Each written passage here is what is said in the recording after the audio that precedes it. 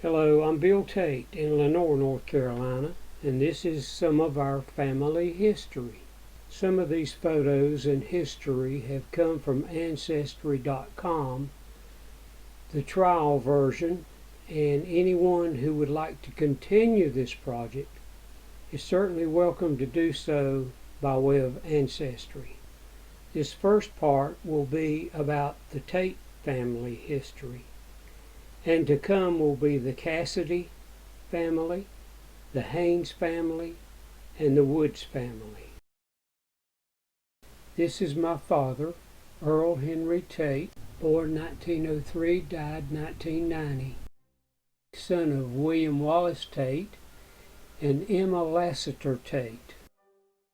Taken at the Wilson home, left to right, top row, Earl Tate, Ralph Hagler, Fletcher Tate, front row, Cecil Haley, and Burley Blair. Earl Henry Tate, born in Spencer, North Carolina, moved to Lenoir at age 4 in 1907, owner of Lenoir Drug Store for over 50 years,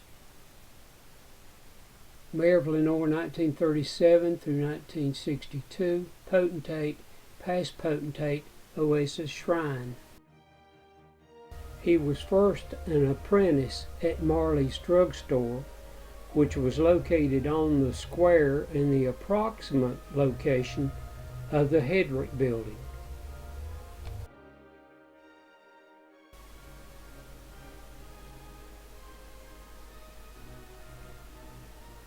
Tate hails from Lenoir, or to hear him express it, from the city of 1,000 opportunities.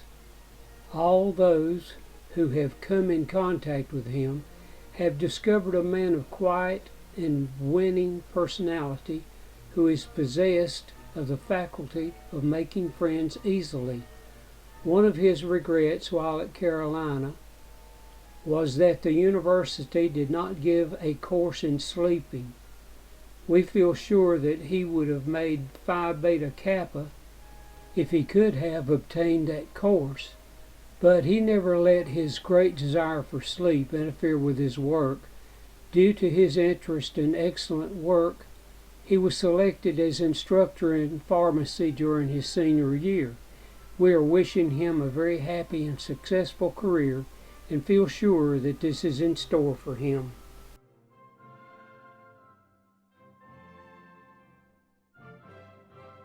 Some of this information is in dispute. The month calendar sheets are missing. Earl Tate worked for Marley's Drug Store, which was located in the Hedrick building of the Lenoir Square, before opening his own drugstore around 1930-1931. His first drugstore location, Tate's Drugstore, was located beside and attached to the Avon Theater building, later the Avon Soda Shop. His second location was across North Main Street, where Barney's Soda Shop was located much later. His final location was on West Avenue, and he changed the name to Lenoir Drug Store. Lenoir Drug Store was sold to a local person, Bill Smith, in the 1970s for his daughter, Linda Kritz, to run. Lenoir Drug Store moved shortly thereafter and closed very soon after moving. For a short period of time, my father, Earl Tate, had a second drugstore on down West Avenue, but that didn't last long, probably because of the after effects of the Depression. This photo shows the location of Tate's Drugstore, later became Avon Soda Shop, and the lady in the photo worked there at the Avon Soda Shop.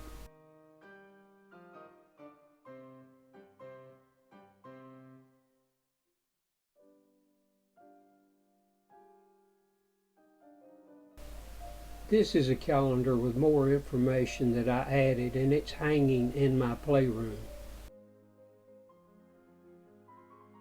This photo could be Tate's Drugstore.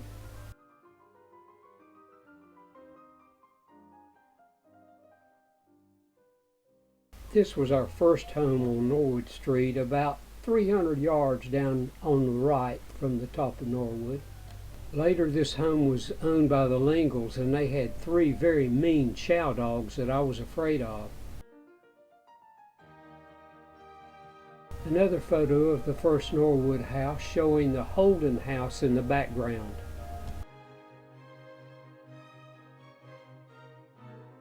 The very young Catherine and Earl Tate, and I actually have another photo of that mayor's conference in New Orleans. This is a video frame from the H. Lee Waters film made in 1937 here in Lenoir.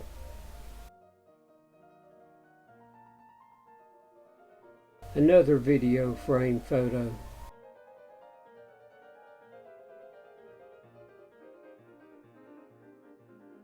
My dad never served in the military, but he was in the reserves, and he's wearing a medical pin in this photo. Some of this colorization is one click, but a lot of it is manual too. The first airmail delivery in 1937, but the names are incorrect. It should say right to left. N.H. Gwynn, postmaster, and the pilot of the plane. John Matheson, assistant postmaster.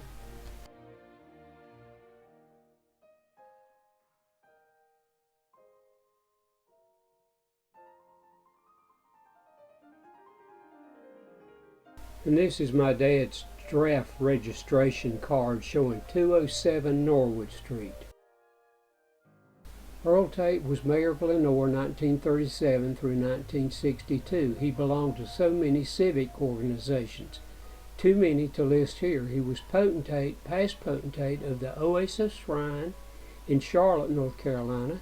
He owned Tate's Drugstore, Lenoir Drugstore, for about 50 years in Lenoir, North Carolina. He was on the city council and chairman of the Caldwell County Commissioners. First airplanes to land at the Morganton Lenoir Airport, now Foothills Regional Airport, February the 2nd, 1945. 2 yellow Pipers, furnished by Southeastern Air Service, were the first 2 planes to land at the airport, which was not yet completed. A.C. Wallace, Morganton City engineer, who was also a flying student, landed the first plane. He was accompanied by W.C. Red Nichols, Charles Pegram, accompanied by Garland Benfield. Both of Lenoir were in the second plane, pictured left to right. R.C. Wallace, Morganton City engineer. J. Hurst Landon, Stanley Moore, editor of the News Herald. Arthur C. Chaffee, George Harper Bernhardt, Earl Tate, Gordon Ballou, Thomas H. Brohill. Morganton Lenoir Airport provided the image to Picture Burke, a digital photograph preservation project of the North Carolina room of the Burke County Library. The history of Lenoir Drugstore, 1930. Earl Tate started Tate's Drugstore in 1930 in the building that later would be the left half of Triplet Clothing, across from the courthouse. Mr. Tate opened a second store on West Avenue, about where Coble Dairy used to be. Tate's brother Ed ran the second store, but it failed because both stores struggled during the Depression. February 22, 1934, Earl Tate will manage new Lenoir Drugstore, will open about March 1st in the new Avon building. 15 years experience. Earl Tate, founder of Tate's Drugstore on North Main Street, has sold his interest in that establishment to his former associate T.U. Noonan, and will open his new business under the name of Lenoir Drugstore in the Avon Theater building about March 1st, Mr. Tate announced yesterday. Mr. Tate, who brings to the management of his own business the benefit of 15 years of experience in the retail drug trade here, is a registered pharmacist, a graduate of the University of North Carolina School of Pharmacy, class of 1925. He has served as president of the Caldwell County University of North Carolina Alumni Association, is a Mason and a member of Knights of Pythias. The new Lenoir drugstore will be one of the best equipped places of its kind in the state. Mr. Tate said that yesterday. All fittings and appointments are thoroughly modern, including the latest type of liquid carbonic fountain. A full line of drugs, proprietary medicines, toilet goods, and the usual fountain services will be afforded by the store in addition to its prescription department. March 8, 1934, Lenoir Drugstore to open Friday afternoon. New pharmacy has handsome fittings and modern equipment. Earl Tate, manager, owner.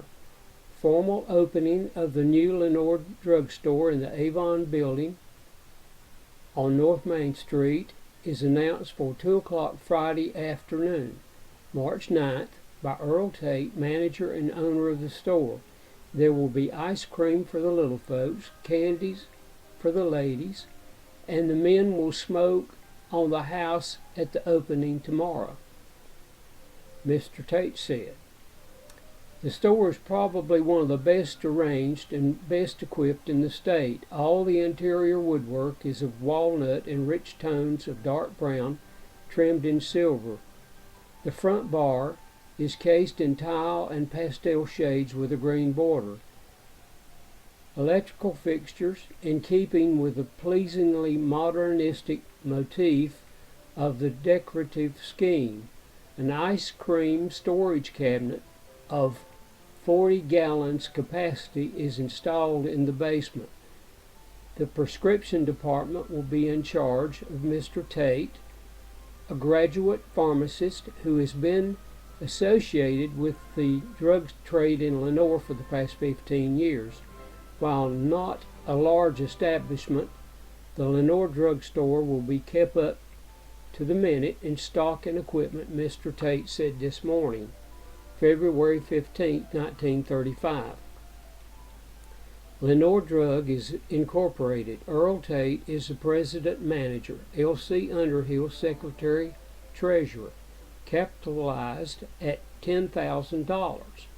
Corporation papers for the Lenoir Drug Incorporated this week were approved in Raleigh, and next Monday morning Earl Tate will become president and general manager of the concern, with L.C. Underhill as secretary treasurer. Forming the corporation were Mr. Tate, Mr. Underhill, and L.H. Wall, local attorney. Authorized capital stock is $10,000, with subscribed stock reaching $300. Mr. Tate has announced that the business will be operated in its present location in the Avon Theater building. For 18 years, Mr. Tate has been engaged in the drug business. He studied pharmacy at the University of North Carolina and has practiced his profession exclusively in this city. In 1930, he opened Tate's Drugstore, and in 1934, opened Lenoir Drugstore. Mr. Underhill formerly was secretary of the Chamber of Commerce and the Merchants Association, and at present is secretary-treasurer of the Caldwell Hospital Incorporated, a position he will continue to hold, it was announced. March 5th, 1935, Lenoir Drug to change location. Concern to occupy Courtney Building after April 1st, remodeling to start soon. April 9th, 1935, opening new Lenoir Drug location. Firm moves to larger quarters on West Avenue. Home of Lenoir Drugstore is modern, neat in appearance. Earl H. Tate is manager and pharmacist. L.C. Underhill is secretary-treasurer of the concern. Prescription department is featured. Attractive and neat in appearance, the Lenoir Drugstore's new home in the Courtney Building embodies the latest type of fixtures and equipment which combine to make it one of the city's handsomest companies of its kind. This information came from my historian friend Mike Gibbons, and is probably the most accurate information about the history of Lenoir Drugstore. My father didn't graduate from high school, and I'm sure he wanted to keep that a secret from me, and I quit in my junior year. My Aunt Maud, Dad's sister, had connections with the University of North Carolina faculty, and somehow got my father into the University of North Carolina, even though he didn't graduate from high school. I had so much fun at Lenoir Drug, riding around with the drugstore boys when they would deliver packages, and I had free reign of the soda fountain and making my own Coca-Colas and milkshakes and anything I wanted to eat. A black man, Rosalie Fox, who delivered packages for Lenoir Drug, was like a family member. He was with Dad his entire career.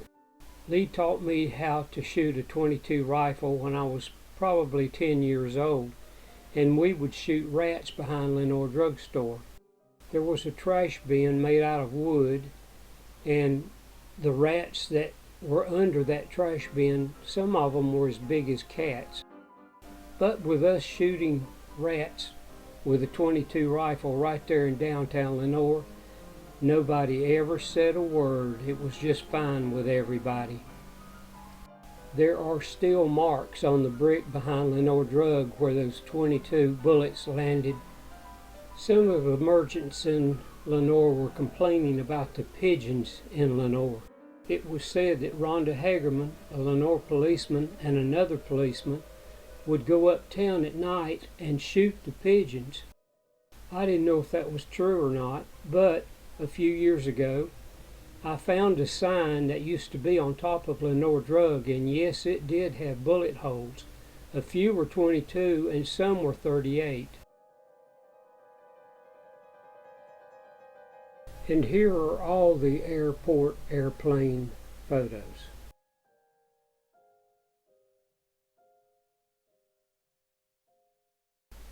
My father belonged to so many civic organizations, it would be impossible to list all here. This is my mother at the second home we owned on Norwood Street, which is about halfway down on the left. We lived there till about 1949 when we built the new house at the end of Norwood Street. This photo was taken around 1957, showing a '56 Cadillac in the driveway. The address was 229 Norwood Street, and this house, I had seen the plans for this house, and the plans are just opposite of the way the house was built. In other words, the porch on the left would have been all the way on the right. I found those plans at the very top of a closet that was located on the second floor, and that closet was at the window just above the front door in the upstairs hallway. When we first moved here, our phone number was 211, and you had to go through an operator. I think it was along about 1953 or 54 that we had the first dial phone. Now, my grandmother in Bowling Green had a dial phone years before us. I don't know who is at the far right in this photo. You can see our black Cocker Spaniel Fala, and you can see our garage. That is where I built my street rod. This house was in brick just 1 year and then painted white, and my father always regretted doing that because it meant a lot of future maintenance. And later these porches were enclosed, and I really didn't like that. I liked the open porch. I would stand on that upper porch looking out over the new bypass we had at the cars on Sunday flying by with their glass pack mufflers. I was probably 13 or 14 and just couldn't wait to be 16. And look out, Lenoir, when I did become 16. And this is the first dial service. Like I said, this was probably around 53, 54. I actually knew very little about my grandmother Tate. She was a quiet, sweet lady, but she never told any of the kids, the grandkids, that she loved us. And my father was much the same way. He never said, "I love you," which is not unusual because his parents were that way. And back in the day, so to speak, a lot of people were that way. They just didn't show emotion. My father did not have a hobby. His hobby was politics. Now, my sister Pat said he played golf probably along about the time I was born in 1943, but he was an unusual person in that he never washed a car. I never saw him in old jeans. He was always in a white shirt. He was just different from most people. This is the only photo of the Christmas tree that I have, probably in existence. I still have the ornaments, I still have the lights, and they're probably close to 90 or 100 years old, but they're in great shape still yet. This tree was in the right rear corner of our living room, which was on the right side of the house. And we didn't have a Christmas tree stand. You couldn't buy them. So Jim Barger, Lenoir Roofing Company, Dad's best friend, made one for him. Jim Barger was so good to me. He bought me a blowtorch when I was 11 years old and used to take me to his shop when he'd go check the mail, and I'd use his drill pressing tool at Lenoir Roofing Company. I think this photo was taken during the construction of the Caldwell Memorial Hospital. Not sure about that, nobody knows. This is an excellent photo. Left to right, Mayor Earl H. Tate, Dr. Fred Dula, who lived on High Brighton Street just above us, Paul Pendry, who I later did a lot of work for when I owned Tate's Auto Service. He owned Pendry's Funeral Home. Raymond Triplett, who owned West Avenue Furniture and Music, and that's where I bought all my records growing up. Then you have Albert Carpenter, and you have C.O. Huntley. Dr. Dennis Cook was a dentist. He lived on Norwood Street, very close to our second home on Norwood Street. And then you have Eugene Poe, they called him Gene, who was the city manager. Lenoir, North Carolina City Council at site of temporary water source on Lower Creek, 2nd of October 1954. The Poes lived on Norwood Street, very close to our second home, and right beside my best friend, Steve Strick. The Poes had a son named Alan who was very unusual. I believe he was gay, but he was an excellent historian. And he also DJ'd at our local teen club that was above the Carolina Tire in Lenoir, and that teen club was used by Lenoir High students. North Carolina Department of Natural and Economic Resources, Earl Tate left. This is one of the first photos that I started restoring when I got into photography, probably 15 years ago. Oh, how we loved Fowler. The whole family loved Fowler. But I came home from school one day and Fowler had had a stroke and we had to have him put to sleep. I think I was 13 and Fowler was 12. Fowler loved to go up to Lenoir drugstore and lay under my father's desk at the rear of the drugstore. Fowler would stop for stoplights when he would go uptown by himself. Very smart dog. Followed me everywhere I went. Earl Tate with Catherine looking over his shoulder at Johnny's Steakhouse. Johnny, then Pansy Barger, and her sister, Christine Loops. Earl and Catherine Tate, location unknown.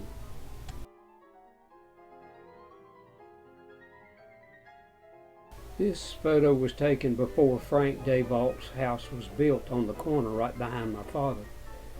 Dayvalt's drugstore.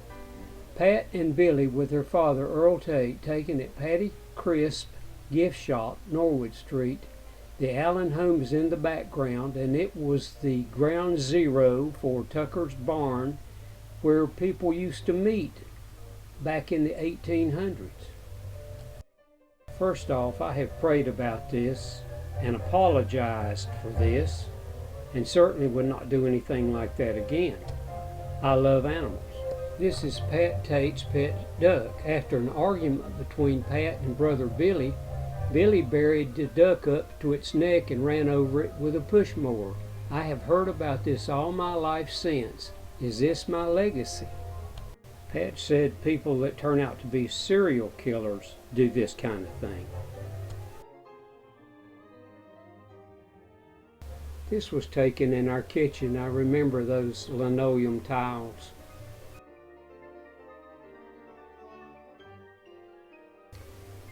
Pat and I used to fight like cats and dogs when we were kids, but we grew so close later on.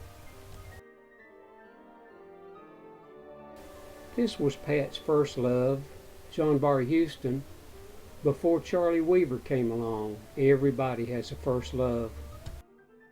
Mayor Earl Tate in his favorite chair, 229 Norwood Street, phone 211, then Plaza 47535. And it looks like this was taken around Christmas. Notice the carriage wallpaper. Pat Tate and a proud Earl Tate preparing for Pat's wedding to Charlie Weaver.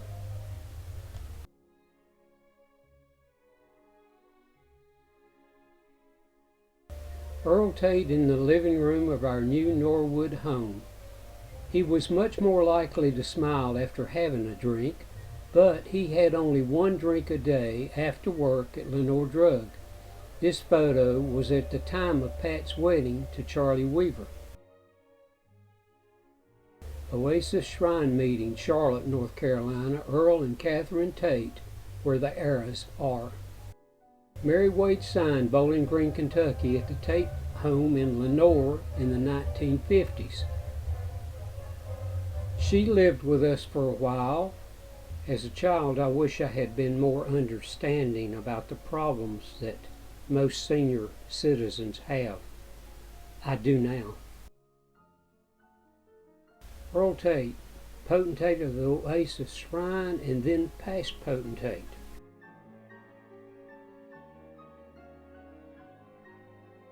Mr. and Mrs. Earl H. Tate, Catherine Tate, Lenoir, North Carolina. One of the best photos I have, and that's hanging on my bedroom wall. Easter 1968 at Pat's on Lullington Drive in Winston-Salem. Little Debbie, Ginger, husband Raymond, Earl Tate, and his burgundy 1963 Pontiac Bonneville. I loved that Pontiac.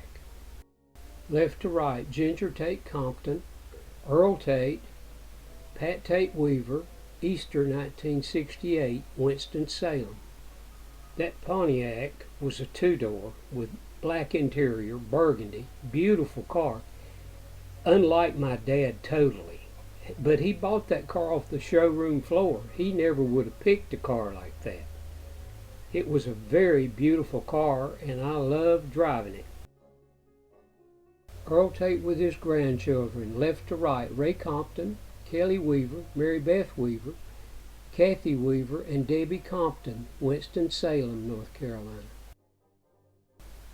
This photo was taken in Gamewell, right outside of Lenoir, at the first apartment I lived in when I got married.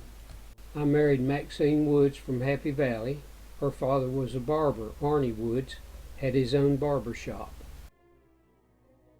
This photo was also taken at the duplex apartment in Gamewell. Earl Tate with Catherine, Mom Tate as the kids call her, with Billy in Gamewell, North Carolina.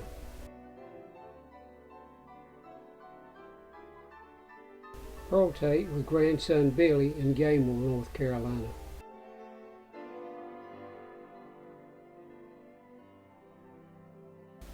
Catherine Mom Tate with Billy on his birthday at Bill's.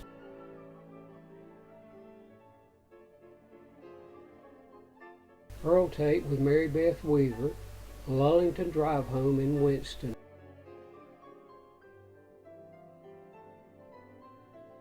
Left to right, Pat Tate Weaver, Earl Tate, Ginger Tate Compton, at the Kentwood home of Earl and Marty, my father's second wife.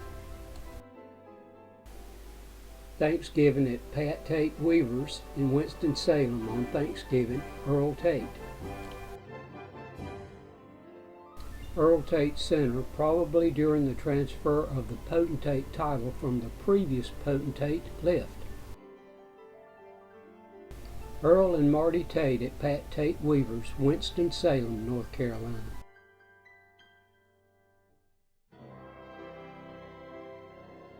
Earl and Marty Tate at Old Salem, Winston-Salem, North Carolina.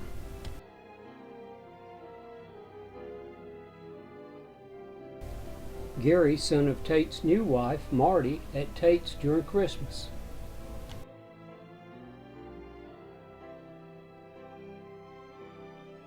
Left to right, Bill Tate, Billy Tate, and Earl Tate taken at the Kentwood home. Tate and Marty Tate. They always called my dad Tate. Even my mother called him Tate. Marty Tate, Bill Tate, and Earl Tate.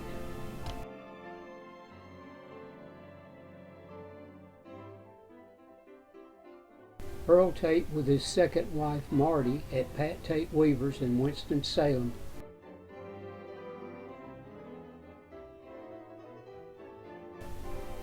Earl Tate and Marty Tate at Bill's on Meadowwood Drive in Lenoir.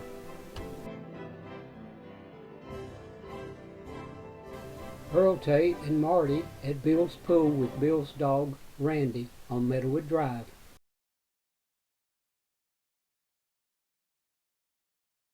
Earl Tate, little Billy Tate, and Bill Tate, Meadowwood Drive.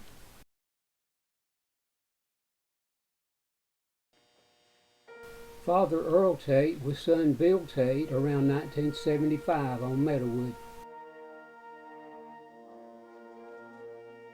When Earl Tate was born on September 19, 1903 in Spencer, North Carolina, his father William was 36 and his mother Deza was 35. He had one son with Catherine Haynes in 1943. He died on October 2nd, 1990 in Lenoir, North Carolina, at age of 87 in hospice. My father actually waited to die until my son Billy could get to hospice from UPS. It's amazing how someone can hang on when they need to. This just states that Earl Tate was born in Spencer, North Carolina, and was buried in Bellevue Cemetery in Lenoir, and who his parents were. When Earl Tate was born on September 19, 1903 in Spencer, North Carolina, his father William was 36 and his mother Deza was 35. He had one son, WWT II, Bill, and two daughters, Patricia, Pat, and Ginger, Virginia, with Catherine Haynes Tate in 1943. He died on October 2, 1990 in Lenoir, North Carolina. At the age of 87, he was mayor of Lenoir 1937 through 1961 and owner of the Lenoir drugstore and past potentate of the Oasis Shrine. My mother and father, Catherine and Earl, were married in Wilkesboro in 1935 on April Fool's Day. That should tell you something. These are the Tate graves in Bellevue. I won't be there. I plan on being cremated. I've been burned enough in life, so a little bit more won't hurt. And this is my dad's second wife, Martha's, they call her Marty, her information. Born in Indiana in 1910, but she was from Raleigh. That's where my father met her. Catherine Elaine Haynes, born March 22nd, 1911, died May 22nd, 1978. taken 3/18/1914 at the age of 3. Catherine Elaine Haynes, Bowling Green, Kentucky.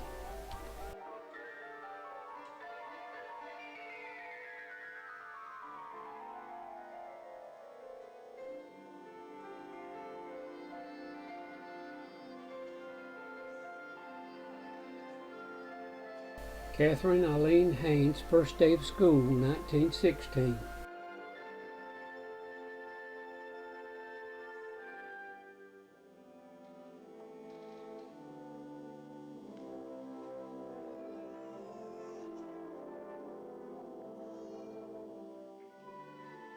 Days I'd like to live over, Christmas 1918. Catherine is 7 years old.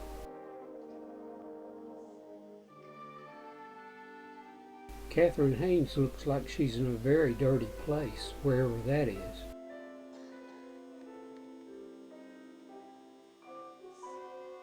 Catherine Haynes Tate with her dog Pat. She would name her future daughter Pat. Catherine Haynes in 1926.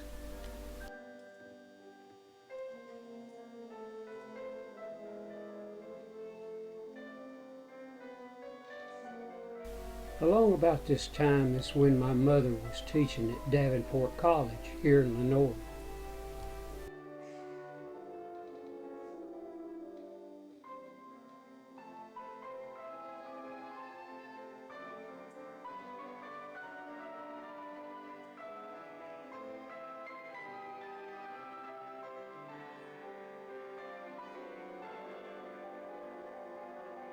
Faculty, Miss Catherine Haynes, Commercial Department. That would be Davenport College. Catherine Tate with her daughters, Virginia Ginger Haynes Tate, and Wright Patricia Stephanie Tate. And this is my mother holding me in 1944 in the left front yard of our house, the second house on Norwood. My mother at the second Norwood house, and note the milk bottles to the right, 1944. My mother and father holding me in the front of the second house on Norwood Street in 1943, with the Porter house behind and the Borneman house to the right. And this is my mother Catherine holding Kelly Weaver, and Kathy is playing Pat's daughters. Pat's new VW van, probably 1959. Catherine Tate at some unknown event with some unknown man.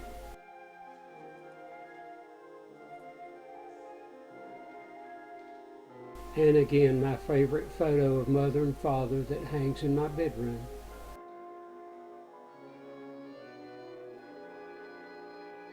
When Catherine Haynes was born on March 15, 1911, in Bowling Green, Kentucky, her father, William, was 40 and her mother, Mary, was 38.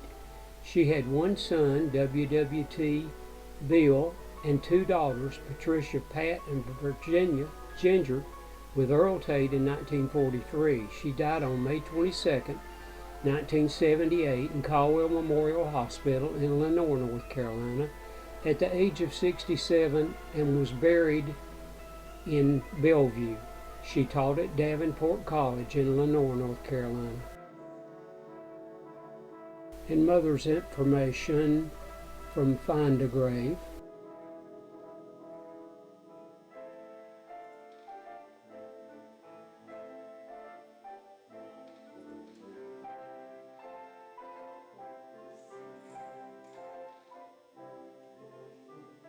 Colorized photo of Virginia Ginger Haynes Tate.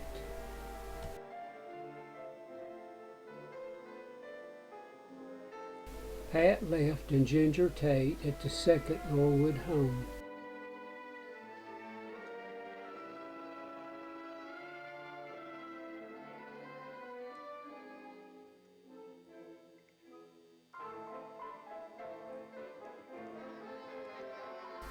Pat and Ginger Tate at the beach with the babysitter, nurse.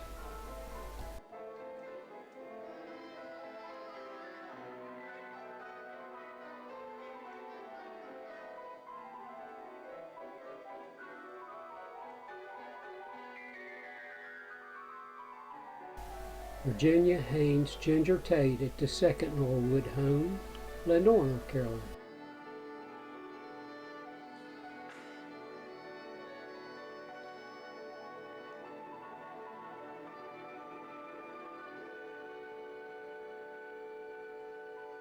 Left to right, Virginia, Ginger, and Patricia, Pat Tate.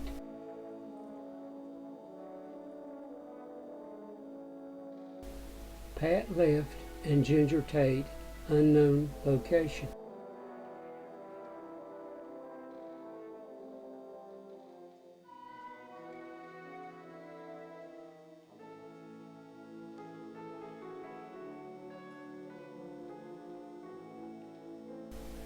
Colorized photo of Ginger Tate at the beach, Myrtle Beach, South Carolina.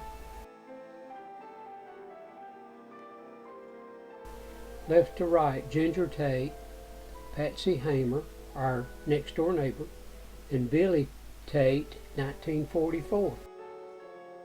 Left to right, Ginger, Billy, and Pat, 1943.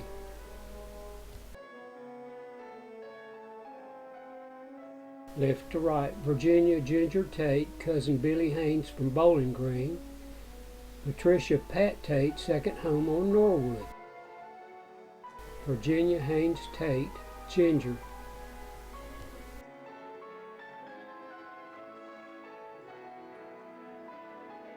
Left to right, Pat, Billy, and Ginger Tate at our new home, still in unpainted brick. Was that way for 1 year around 1949 with dog Fella.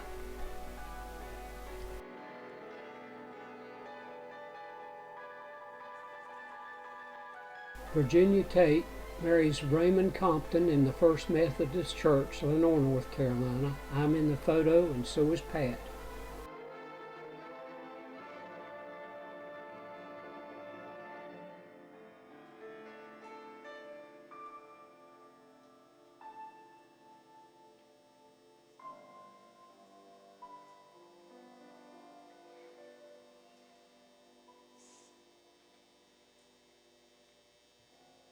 Virginia, Ginger Tate Compton, Raymond Compton, Patricia Pat Tate Weaver. Ginger's husband Raymond Compton, United States Navy. Raymond was an officer in the Navy, and that was his lifelong career. Raymond and Ginger traveled all over. San Francisco, Pensacola, and Virginia Beach is where he was stationed. Corpus Christi, Texas, too. Raymond and Ginger Tate Compton at Virginia Beach, Norfolk, Virginia, where they live.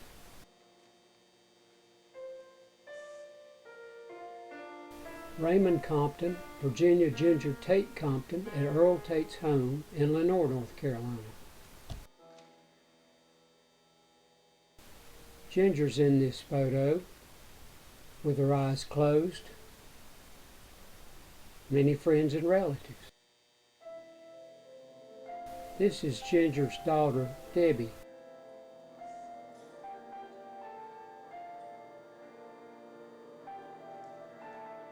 Ginger's daughter, Debbie, with her husband, Ken.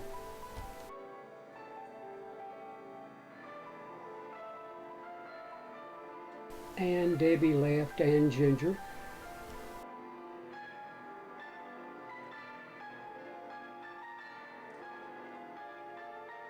Ginger Tate Compton with a grandchild.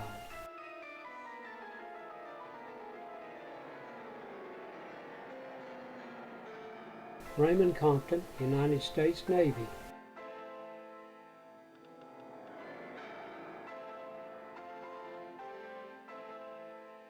When Virginia Ginger Tate was born on February 14, 1935 in Lenoir, North Carolina, her father Earl was 31 and her mother Catherine was 23. She has one brother, Billy, and one sister, Patricia Pat, later Pat Tate Weaver. Ginger married Raymond Compton. Ginger met Raymond while our family was on vacation at our grandmother's in Bowling Green, Kentucky. And this is Raymond Compton in his last days.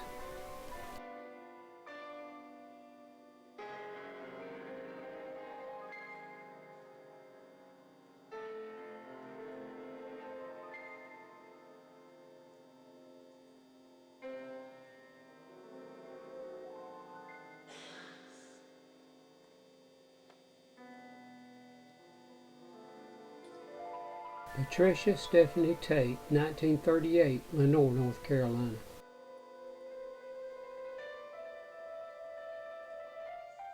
When Patricia Pat Tate was born on August 8, 1938 in Lenoir, North Carolina, her father Earl was 34 and her mother Catherine was 27. She has one brother, Billy, and one sister, Virginia Ginger. Pat would marry Charlie Weaver.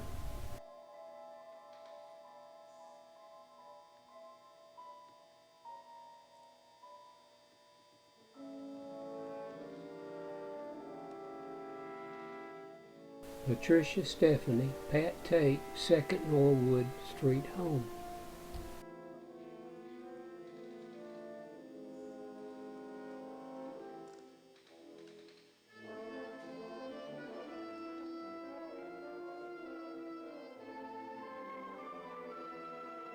Pat Tate at the 2nd Norwood Street home.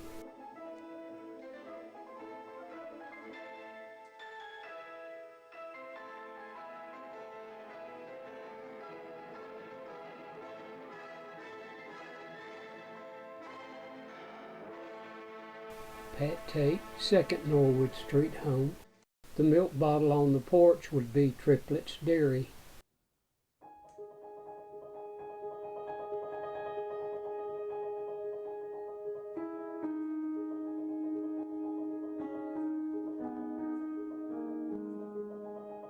Catherine Tate with Pat, 2nd Norwood Street home.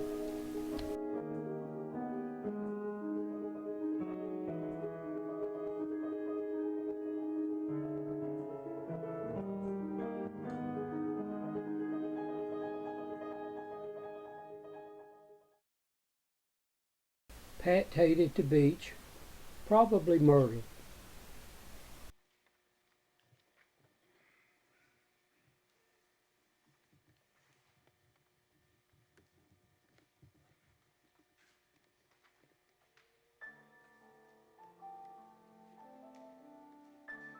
Pat Tate, 2nd Norwood Street home.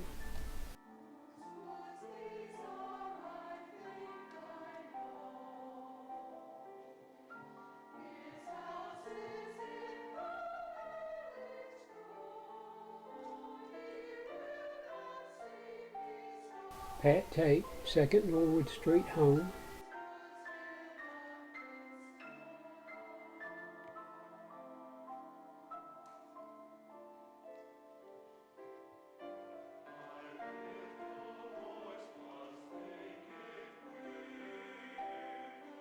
One, Savella Wilson.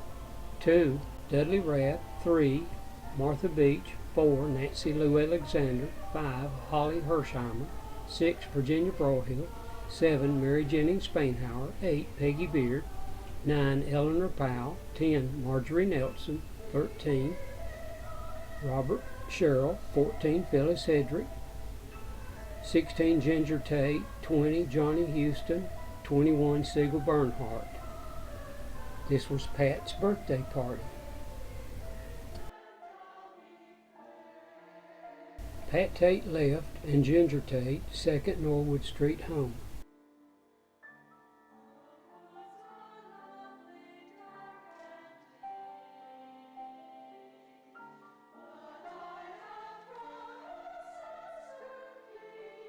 Pat was Savella Wilson. Her brother Mickey was my best friend. They lived next door to the right, probably around 1944. Mary Jennings Spainhauer's birthday party left Pat Tate, Eleanor Powell middle sitting, Mary Spainhauer sitting with Patsy Hamer, finger on her nose.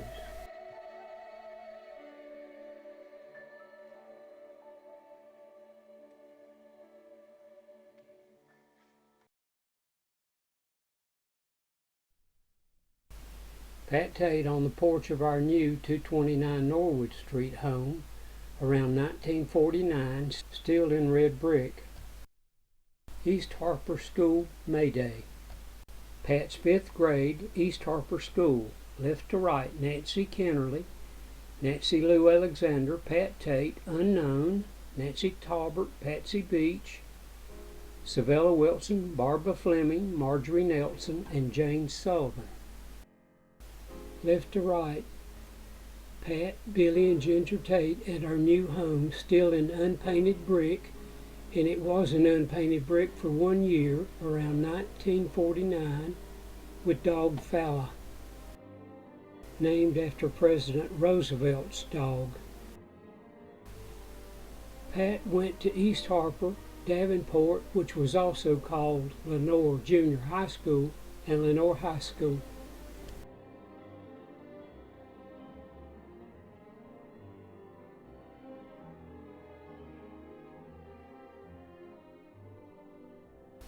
Pat Tate, Easter, 7th grade, beside unknown house.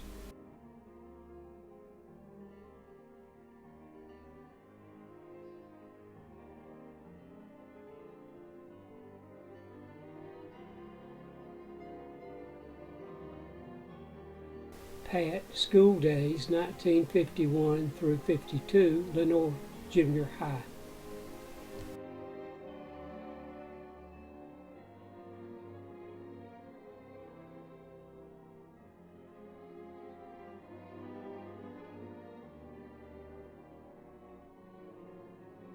Patricia Stephanie, Pat Tate.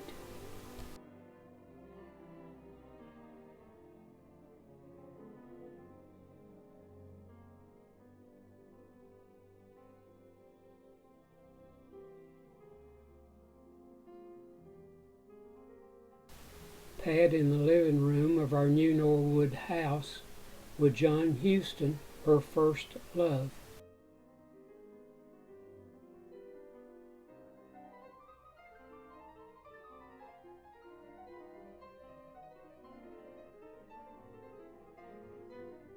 John Bar Houston and Pat.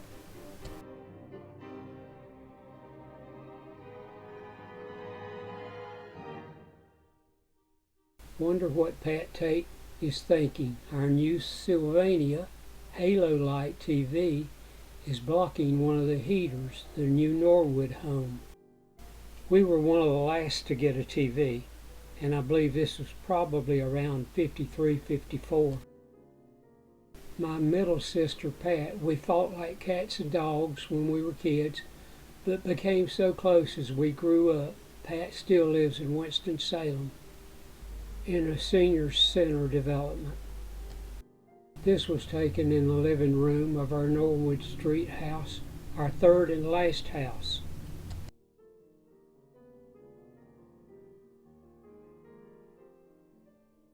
Young Charlie Weaver would serve in the Army, then marry Patricia Pat Tate from Lenoir, North Carolina. They would have 3 daughters, Kelly, Kathy, and Mary Beth. Their home would be in Winston-Salem, North Carolina. Patricia Stephanie Tate.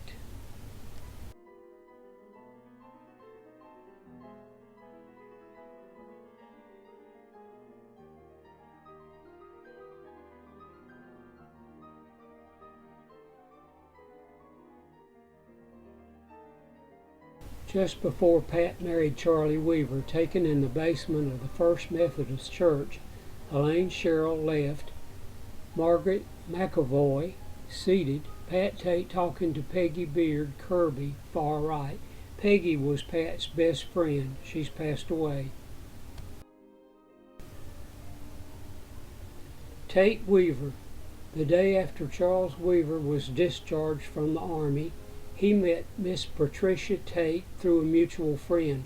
That was last July. On November 22nd, he gave her a ring. They haven't set a wedding date yet, but they plan to be married in the First Methodist Church of Lenoir. Miss Tate is a graduate of Lenoir High School. She is a junior at the Baptist Hospital School of Nursing. Mr. Weaver was graduated from Reynolds High School. He had served 3 years in the U.S. Army. Most of the time he was stationed in Germany. He is a member of the sophomore class at Wake Forest.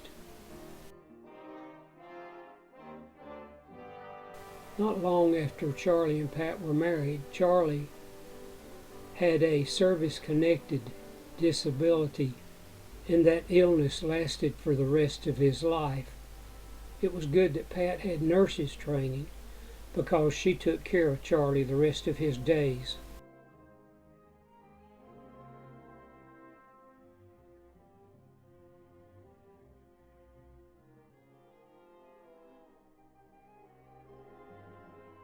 Charlie with his Opel while in Germany.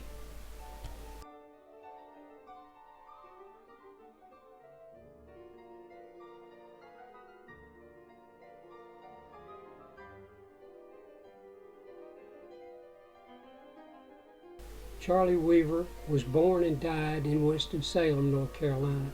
He married Patricia Pat Tate, and they had 3 daughters, Kathy, Kelly, and Mary Beth. Charlie had a service-connected disability most of his life. Pat Tate's wedding to Charlie Weaver, this photo was taken at the Tate home, and you can see our 1956 Cadillac. I did burnouts with that Cadillac in our driveway. That lady is from Buran's in Morganton, a clothing store she assisted.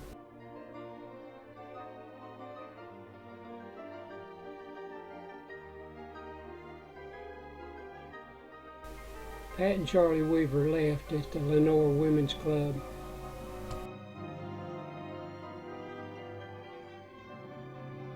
Dave Rufty Wright, photographer, and to his left George and Mary Strick.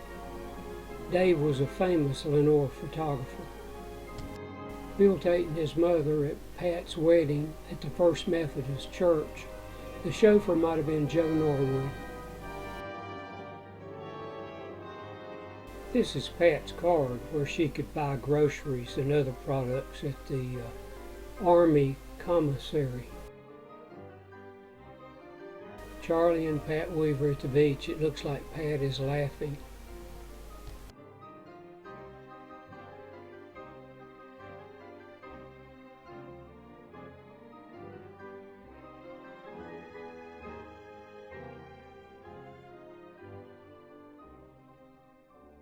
Charlie Weaver with the kids, Kelly left, and Kathy.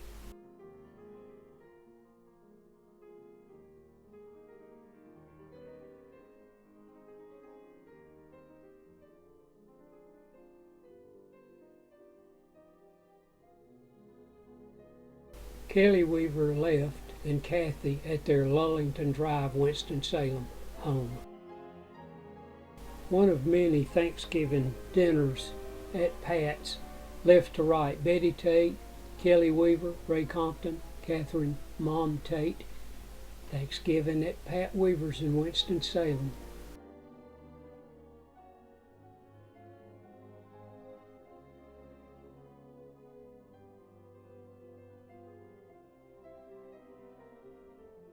Left to right, Weaver girls, Mary Beth, Kelly, and Kathy.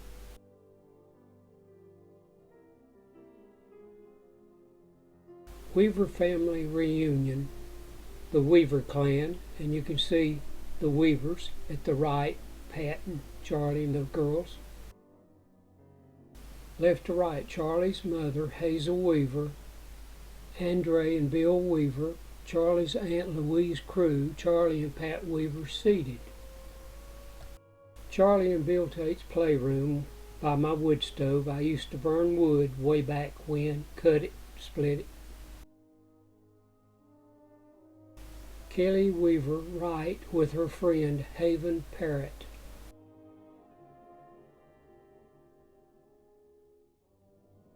Mary Beth left, and Kelly Weaver with their VW. Billy and I had about 20 some odd VWs through the years. Left to right, Mary Beth, Kelly, Kathy, Pat Weaver, and Charlie's mother, Mrs. Weaver. Kathy, Kelly, and Mary Beth Weaver at their home in Winston-Salem. I remember taking that photo. Left to right, Kelly, Mary Beth, and Kathy, their maiden names, Winston-Salem, North Carolina. Kathy Weaver was born in Winston-Salem, North Carolina, the daughter of Patricia and Charlie. She had 2 sisters, Kelly and Mary Beth. Kelly Weaver was born in Winston-Salem, North Carolina, the daughter of Patricia and Charlie. She had two sisters, Kathy and Mary Beth. Mary Beth Weaver was born in Winston-Salem, North Carolina, the daughter of Patricia and Charlie. She had two sisters, Kathy and Kelly. Kelly's wedding to Will Goley, proud parents Pat and Charlie Weaver.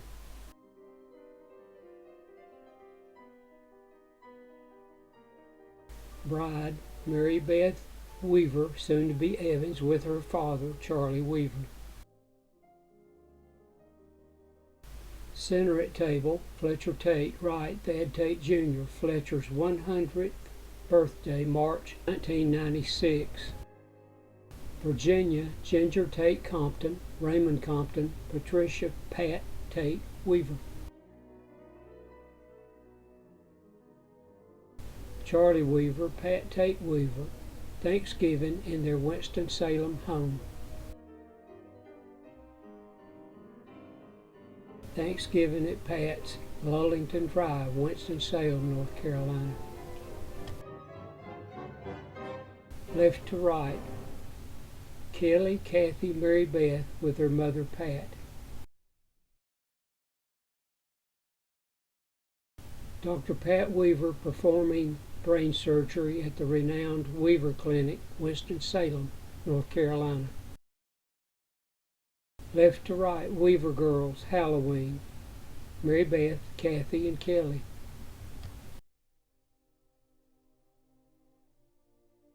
Halloween, Norris and Jordan Evans.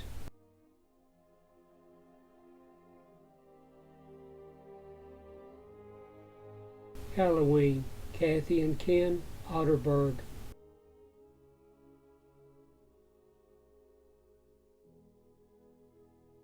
Halloween, Kelly and Will Goley.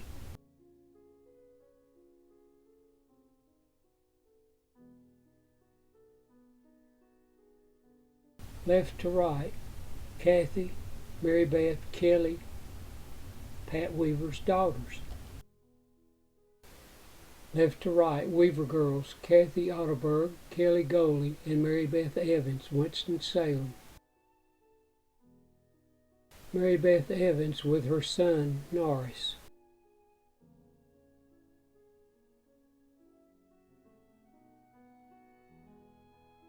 Norris Evans, unknown occasion.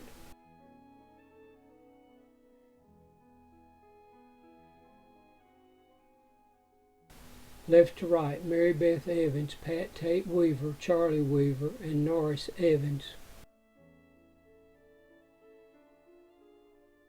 Left to right, Norris Evans, Samuel Otterberg, Patrick Goley, Alex Goley. Patrick left, and Alex Goley with Allison Rutherford, Alex's girlfriend at the time.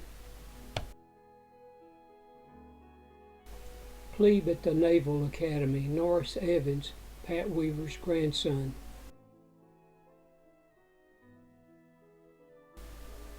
Mary Beth's birthday, clockwise from left, Pat Weaver, Michael and Mary Beth Evans, Dawn and Dwight Evans, Jordan and Norris Evans. Norris and Jordan Evans.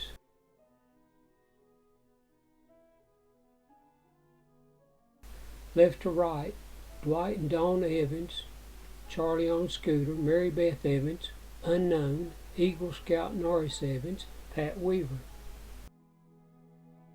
Charlie's farm near Lansing, North Carolina, where the family does target practice. I love guns too, all of my life. Left to right, Samuel Weaver Otterberg, Patrick McIver Goley, Pat Weaver, Norris Weaver Evans, Alexander Weaver Goley, and Charles Blacknell Weaver.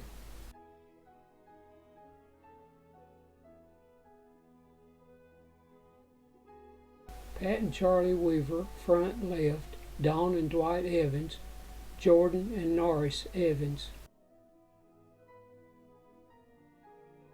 Pat and Charlie Weaver, Lullington Drive, Winston-Salem, North Carolina.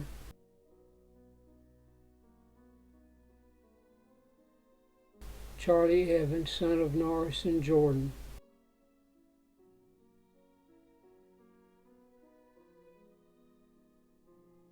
A very old photo of the Weaver brothers.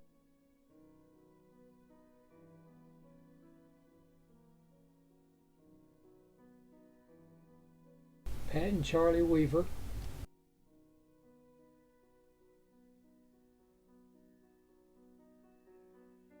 Santa Charlie Weaver.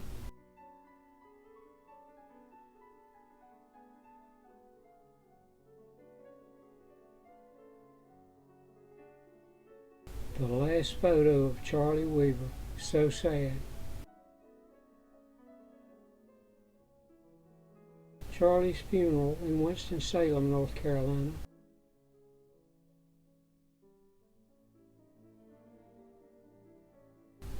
Charlie Weaver was born and died in Winston-Salem, North Carolina. He married Patricia Pat Tate, and they had 3 daughters, Kathy, Kelly, and Mary Beth.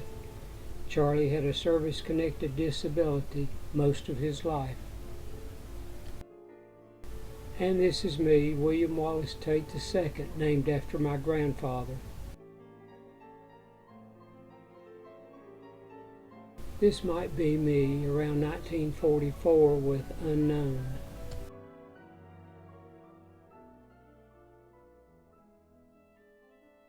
Billy Tate, 1944, and the maid could possibly be Willa Mae Foster. Billy Tate in front of the second Norwood Street home.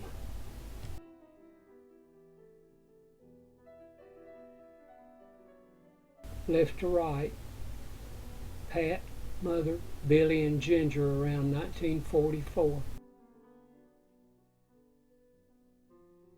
Billy Tate at the second home. Mother took so many photos of us along about 1943-44. Billy at the second home on Norwood in 1943 with the garage right behind me. Billy Tate at the second Norwood Street home. Car license plate says 1944. Billy Tate, 1943, in front of the second Norwood Street home.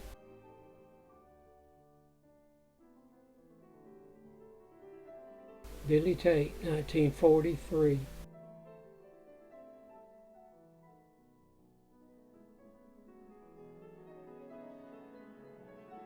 Billy Tate, 1943.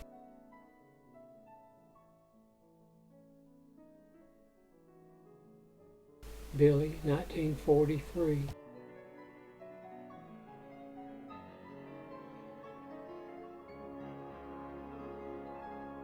Billy with the maid, and I believe that truck might have been our drugstore delivery truck. You see it in other photos. Billy, 1944. Much of Billy Tate's life in the future would be cars.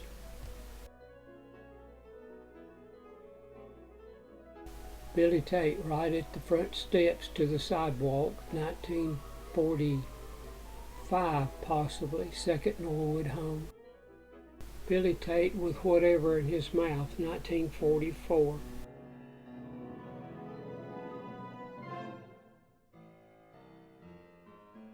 Billy, 1944, 1945, it looks like a jump rope in his hand. Billy Tate in Bowling Green, Kentucky. Because of the white tree, I know it's Bowling Green. Summer, 1944. One vacation to Bowling Green, we took our dog Fowler, and right beyond the hedge that you see, Fowler jumped out and killed a chicken when we first arrived. Billy Tate, 1944-45, with what I think might have been the drugstore truck. Billy in the backyard of the second Norwood Street home.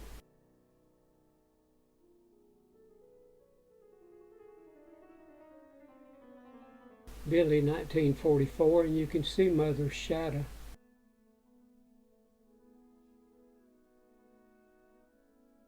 Billy in the driveway of the second Norwood Street home. 2 strips of concrete instead of a solid driveway. And left to right, Pat, Billy, Ginger, Tate, our new home in Norwood Street before it was painted white, 1949-50. I have been a historian here in Lenoir for about the last 15 years. This was taken at the Allen home, which was ground zero for Tucker's Barn, where people used to meet before the city was organized. Right to left, Billy Tate, Steve Strick, Robbie Bryan, Bill Wall, unknown, possibly Mike Maynard, possibly Bill Eubanks, on the second step. You can see my best friend Steve Strick's home in the background. We used to drive our cars on the wall in front of the Allen home when we were about this age. My best friend Steve Strick's home, all the Stricks are gone now. Steve passed away a few months ago. So many wonderful memories of this home and riding Steve's little Doodlebug Cushman motor scooter around the property. Steve and I were friends as long as I can remember, from my first memories up until about 15. Here's another photo of that truck I think was a drugstore truck, and where this location is, I don't know, I couldn't figure it out. Little Billy Tate in the 1940s.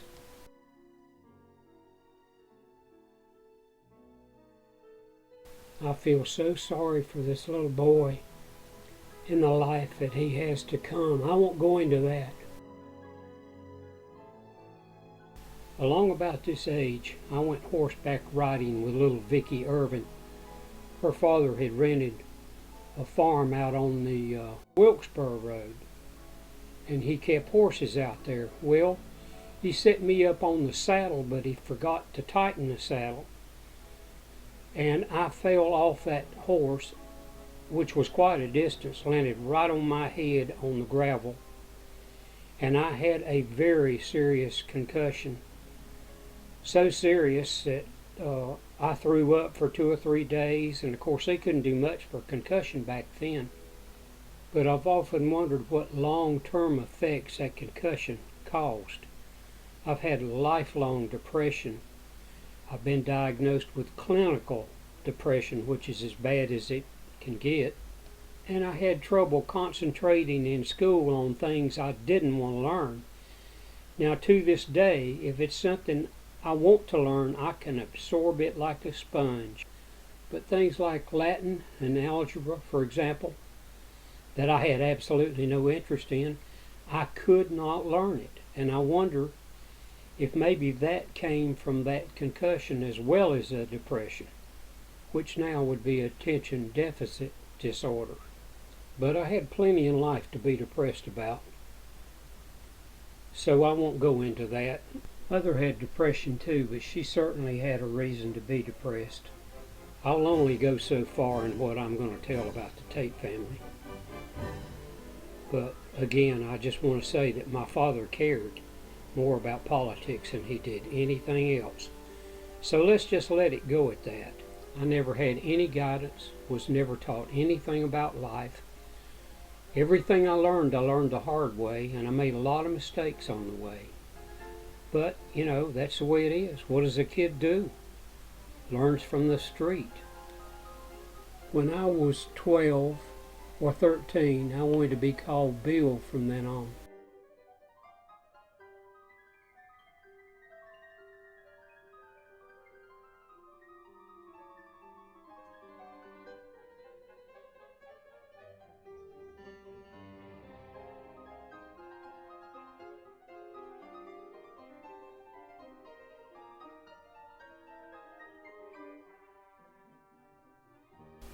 A school teacher who played the violin, Elaine Hayes, tried to teach me violin, but that didn't last long.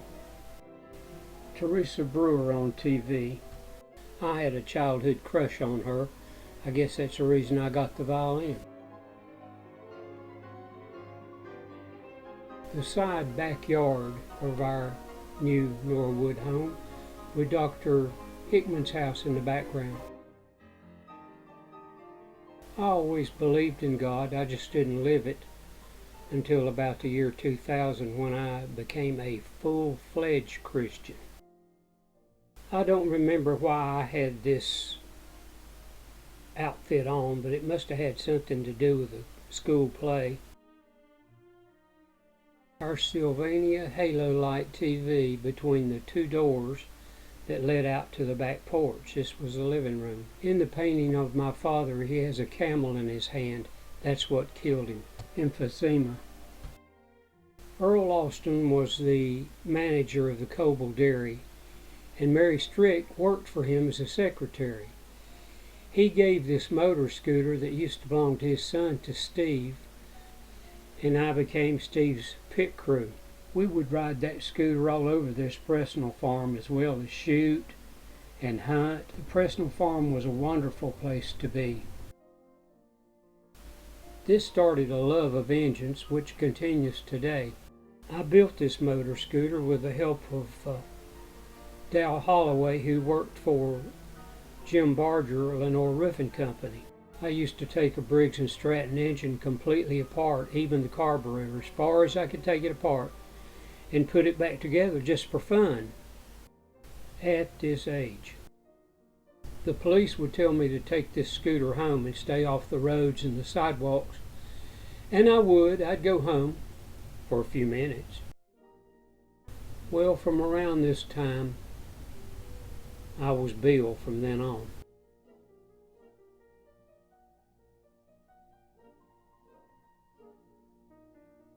I had to remove my birth date from this photo and others for security, of course.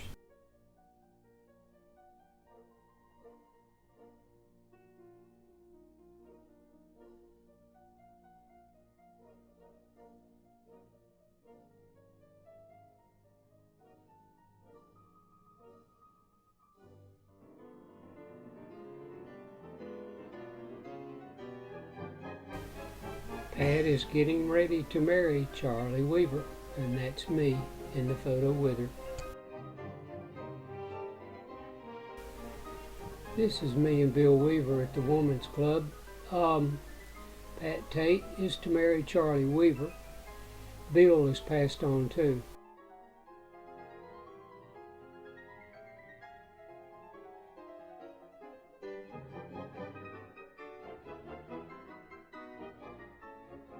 Brenda Benfield, my love, took this photo of me in her father's chair. I started a car club, Lenoir Timing Association, and the logo on the London Fog jacket was two gears meshing. So with Brenda, it really was love at first sight. When William Tate was born in Lenoir, North Carolina, his father Earl was 40 and his mother Catherine was 32. He has one son, Billy. William Wallace Tate III with Maxine Wood. Shown in the photo is the love of his life, Brenda Sue Benfield, his Lenoir High School sweetheart. Brenda and I were reunited in 2018 after Brenda's husband passed away. I did some car work for Brenda's parents, and every time I'd see this painting after Brenda was married, I really wanted this painting, and now I have it. This is Brenda's brother Bob.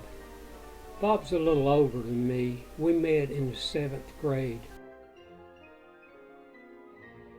Brenda's father was the manager of Thrift Food Center on Penton Avenue. He was in the grocery business all of his life. Brenda's mother, Sue Benfield, worked for Sears in Morganton for a while. She was a fine lady. Sue and Willard passed away several years ago now.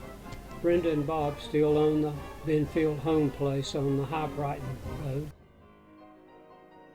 Brenda with her divining rod. I was doing some chainsaw work out behind my house in the woods. Brenda is a little girl, about 1950. Brenda had an old record with her voice on it at this age, and I saved it. This recording was made by Brenda and Bob back when they were really young. She sounds like she might be 5 years old in this. and they had a little record recording machine, and they made 2 records, and I did the best I could to correct the speed of those clips and eliminate as much noise as I could from those clips, and maybe in the future I'll be able to remove even more noise. My record player turntable, the arm automatically resets itself and shuts off when it goes to too small a record. So I had to take my record player apart and disable that to where it would play these very small recorded records. I used 3 different software programs and about 8 hours or so to get to this point. I'll call this version 1, and it was completed on 2/20/2021.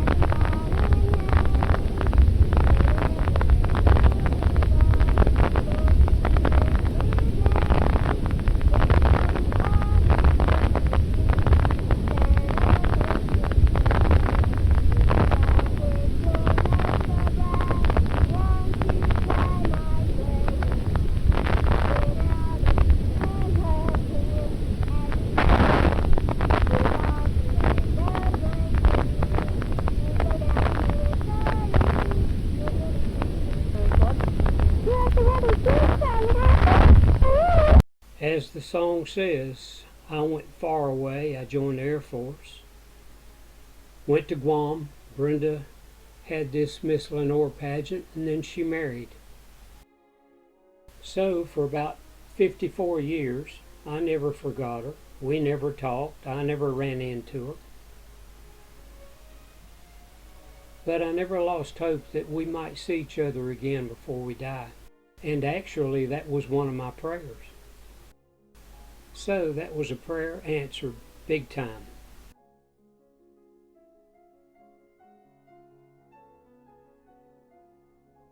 So Brenda was the head cheerleader, homecoming queen, Miss Lenoir, and then she went to a finishing school in Atlanta, Georgia, before she married. We were in dramatics together in 1962 at Lenoir High School.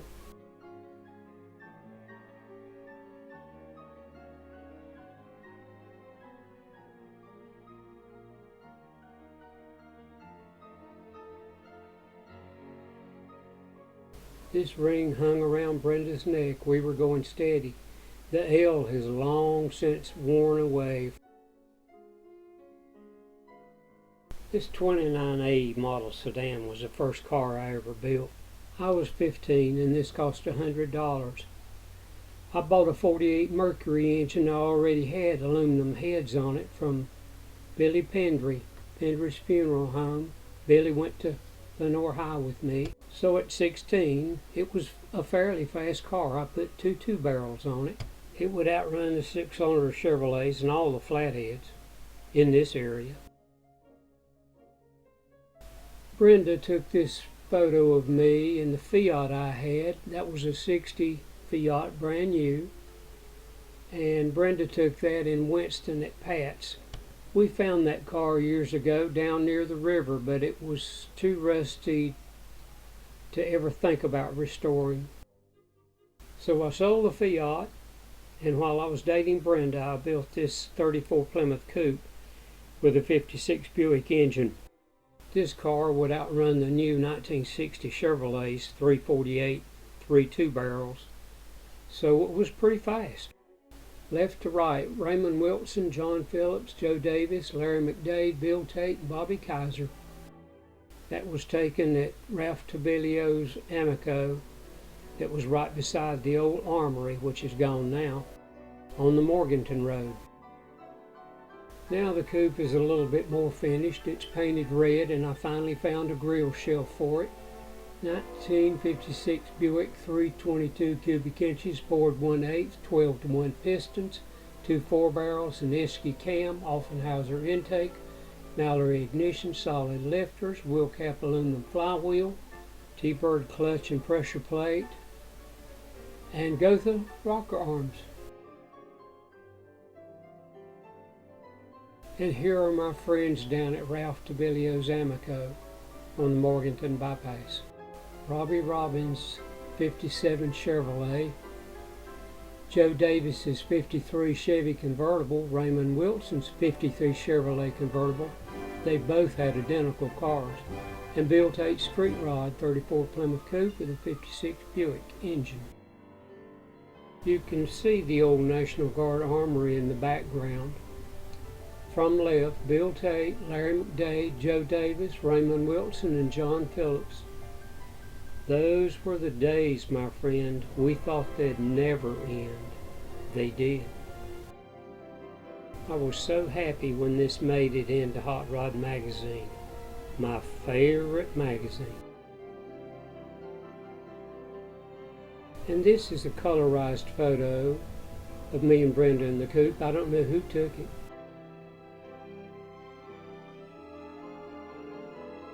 My high school friend Steve Scott took this photo and gave it to me just a few years ago.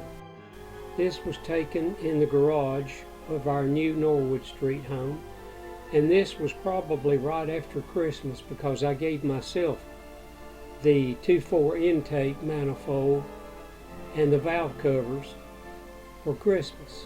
Brenda would come by and all my friends would come by and see the progress I was making on this coupe, and I remember firing it up at 2 a.m. in the morning with no exhaust manifolds on it, firing it up for the first time, and my father came down and gave me heck for it.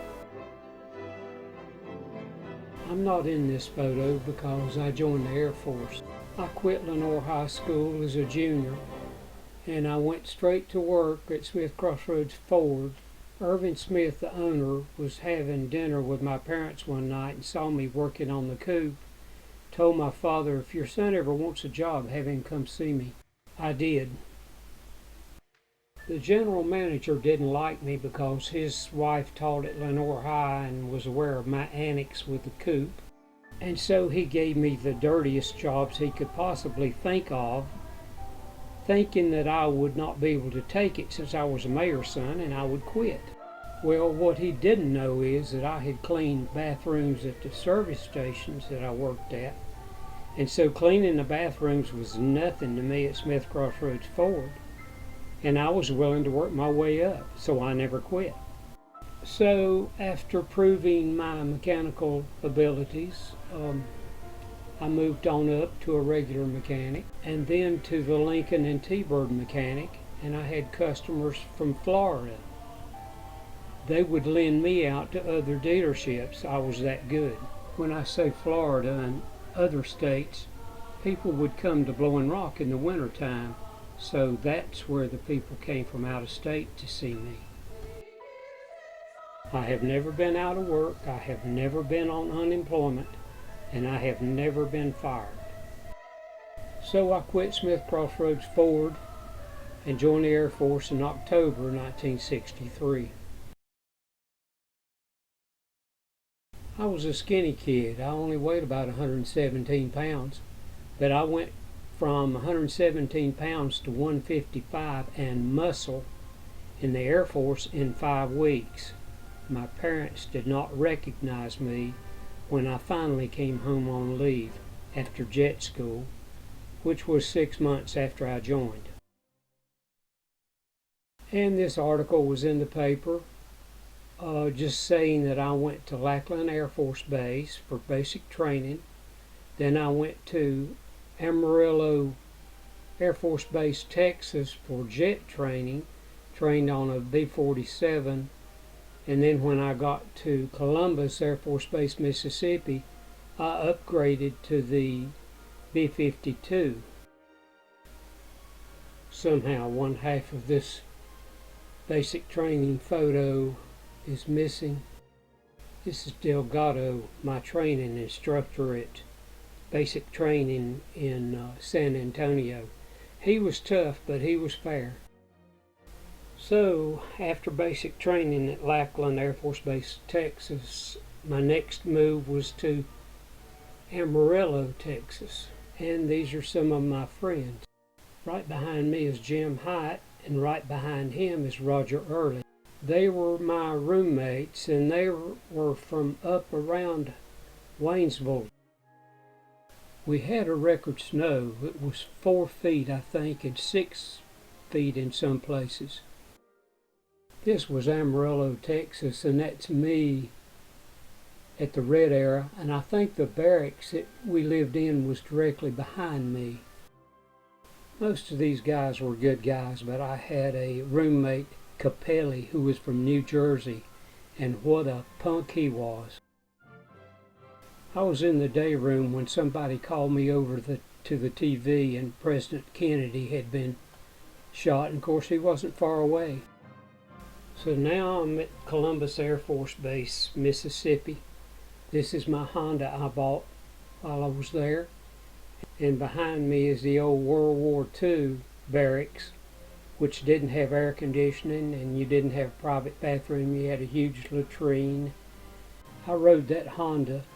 It wouldn't run but 60 miles an hour wide open. I rode it home twice, one time with a friend of mine on the back of it, and believe it or not, the guy fell asleep, and I didn't know it till we stopped for gas. He was sound asleep. How in the world he hung on to me and stayed on that motorcycle, I'll never know.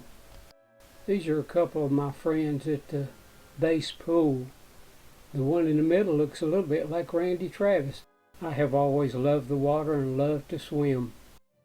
So I bought a 57 Oldsmobile and rebuilt the engine at the base garage where you could check out tools and use them free. And I had some friends in the paint shop paint it B52 white, which is highly illegal. But that didn't seem to worry the painters and didn't worry me. I remember running out of money and about to run out of gas, and I sold my spare tire to get home the last few miles. I guess I'm pointing to the Mississippi tag.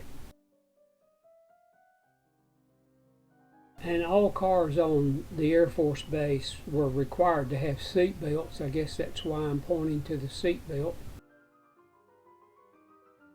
So I was on a ground crew of a B-52, and we serviced the plane and helped in the landing and takeoff and so on, and the refueling and all that. And so we went to Guam for 90 days, and usually the ground crew does not fly with a B-52, but we got to fly in a B-52, which was a real experience, and I saw in-air refueling just like you see in the movies. I mean, it was really something. I remember when we first landed on Guam, Guam was kind of crescent-shaped, and boy, when that B-52 landed, I don't guess a pilot had ever landed on Guam before, because we bounced and bounced and bounced, and I just knew that landing gear was going to collapse. It was really scary. When I was in Guam, we had a typhoon evacuation, and we went to Okinawa for 2 days. That was another flight on a B-52. This photo was in the Airman's Club with a few of the other guys. When it rained in Guam, I've never seen anything like it. And Mississippi was almost that bad.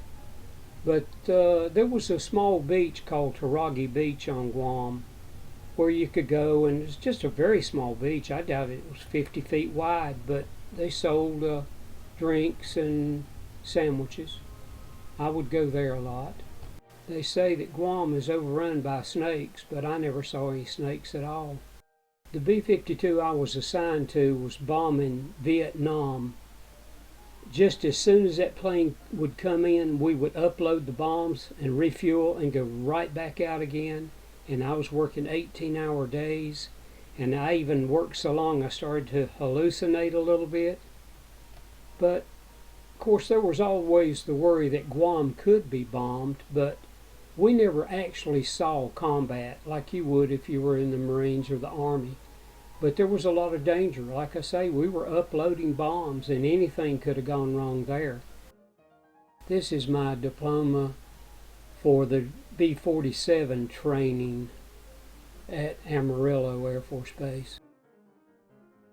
I set a record for grade point average in the training at Amarillo, and it still stood till the base closed. This is my college GED certificate. 2 years of college completed at Mississippi Women's College at night, and my honorable discharge.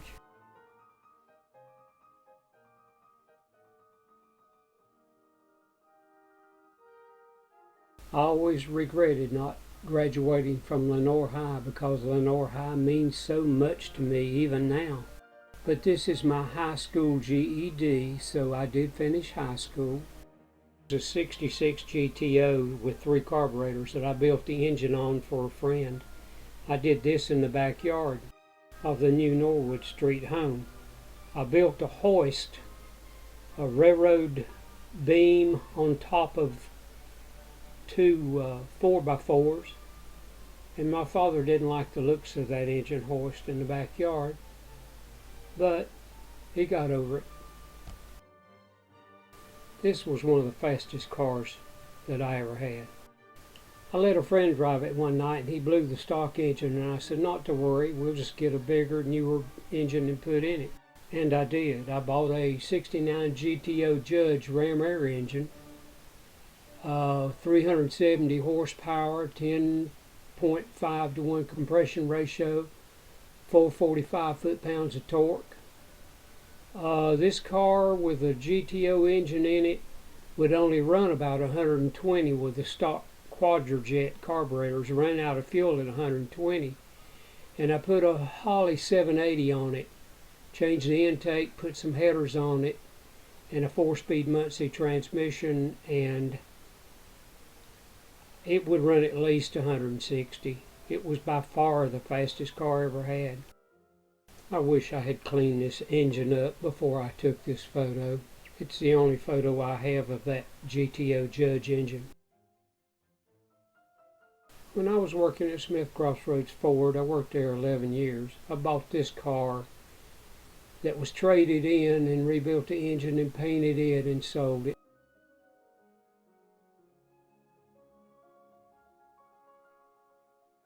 I bought this 47 Indian from Russell Lee Fox that worked at Lenoir drugstore that delivered packages.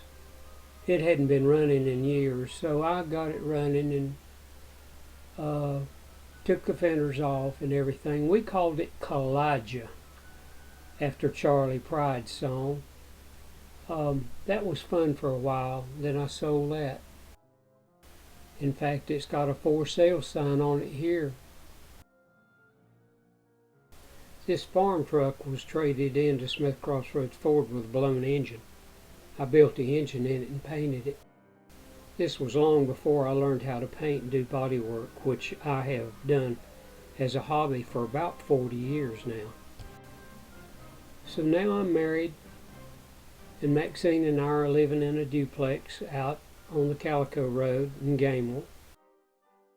I didn't think I'd ever see Brenda again, so I moved on with my life, got married, had a child. Little Billy was born in September of 1971. Very sweet little baby, cried very little, very easy to raise and take care of. Wouldn't you know that he would love cars just like his daddy.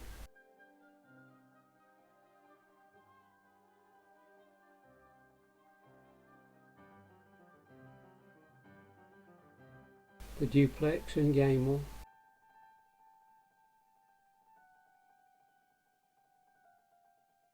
The duplex in Gamel.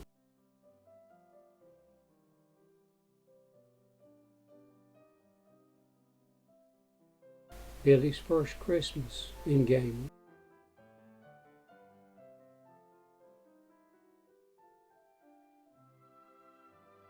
On our couch in Gamel. Billy basically was a very happy baby. Maxine had a new 69 Cougar Eliminator you see in the background. This was in Gamel, me holding Billy. This was at the new home, 902 Meadowwood Drive. Billy's birthday. Looks like his first birthday. So I had always wanted a Corvette, and when I divorced, I bought this 73, had it painted, had an excellent leak-free engine, but I had to replace the clutch, the pressure plate, all the universal joints in the rear, and do a lot of other minor stuff, but it was a good car. It was a 350 4-speed. The short time I was married, I ordered a brand new 74 Olds Cutlass, and it was a beautiful car, 455 engine, cinnamon in color with a black vinyl top. But like I say, I always wanted a Corvette, but if I could do that over, I would have kept that new Cutlass. Same thing here, I always wanted a Harley motorcycle. This is a Sportster I bought used, but it was like brand new, cherry red.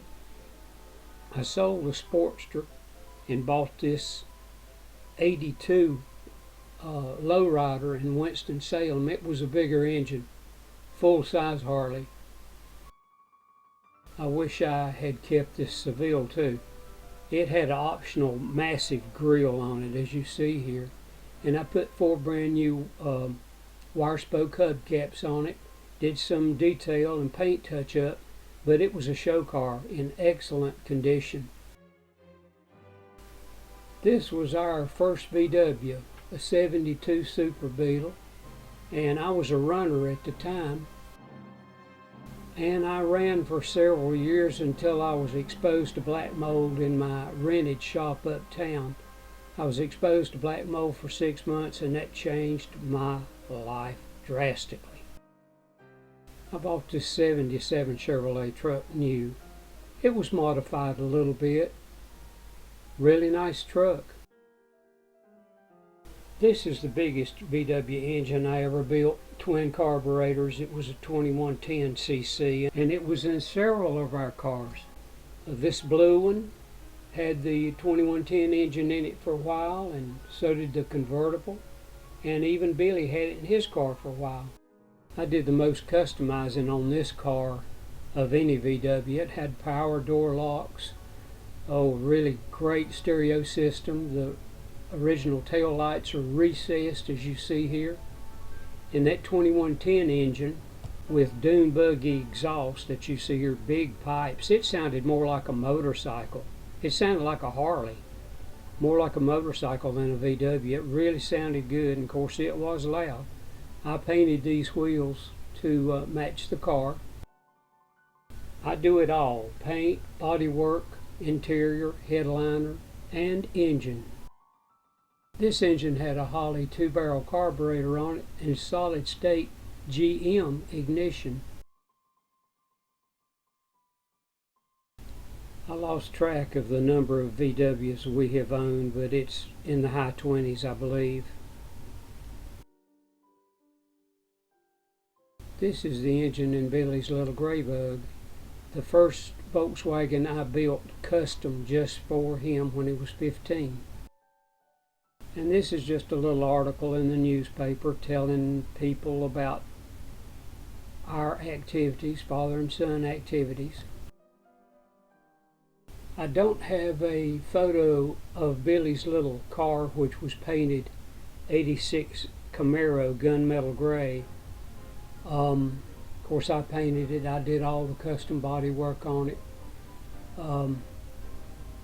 all the interior. And this was Billy's first car that he had when he was 16.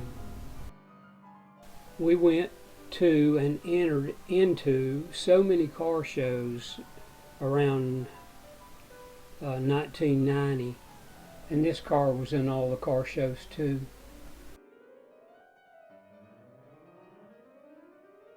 You might say this would be the highlight of my VW career, when it made Hot VW's magazine, September 2015.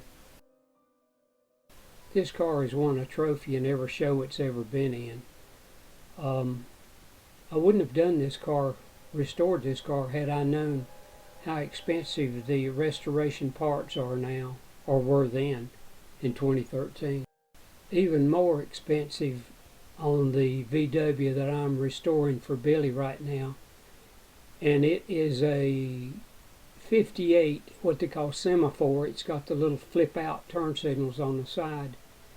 It will probably take 6 more months on this car, and this is February 2022, so I hope to get it done by some of the car shows in fall of this year.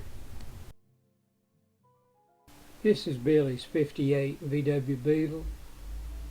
This is about where I am at this moment with this car. Like I say, I have so much more to go, but it's extremely expensive to restore a car. The prices of these restoration parts, like the bumper for example, in 2013 they were $500 a piece.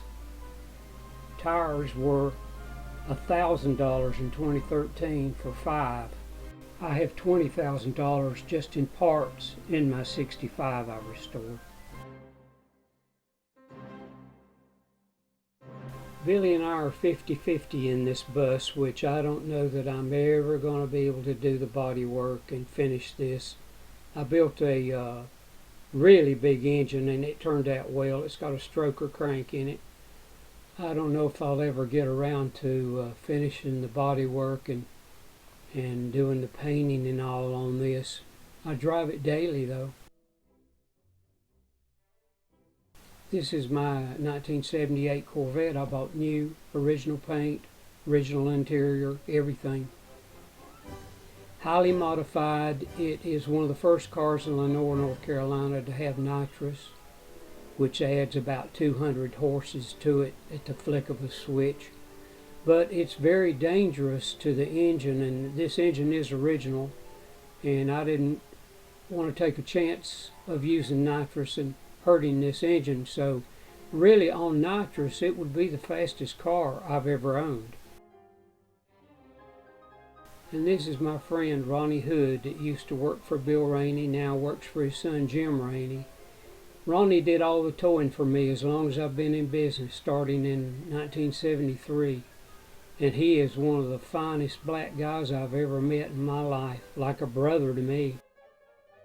And this is Bill Rainey on the left. He passed away a few years ago, but Ronnie's still there working. I restored this Ford 641 tractor that now belongs to Maxine, but it belonged to her daddy and Carol, Arnie's brother, and I restored that in their honor. So many hours in this. Maxine paid for all the parts, but the labor was free, like I say, in honor of 2 World War II vets.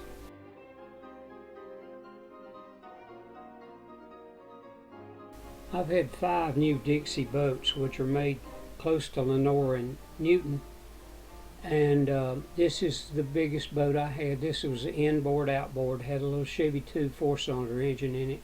Wish I'd have bought the V8, but great boat. Love to ski, love to swim, love to snow ski, shoot, fish, skeet shoot. I believe this is at Kerscott Lake down near Wilkesboro. Very clean lake, the cleanest of all the lakes around here.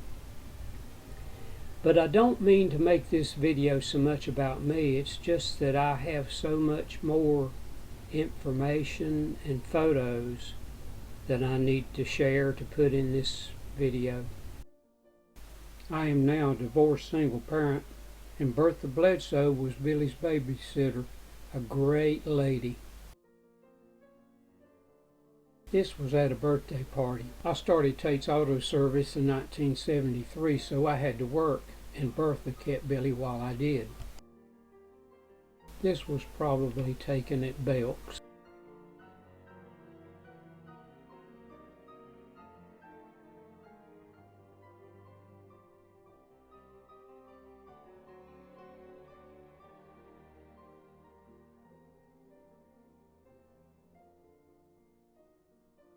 Billy and I went to Myrtle Beach so many times.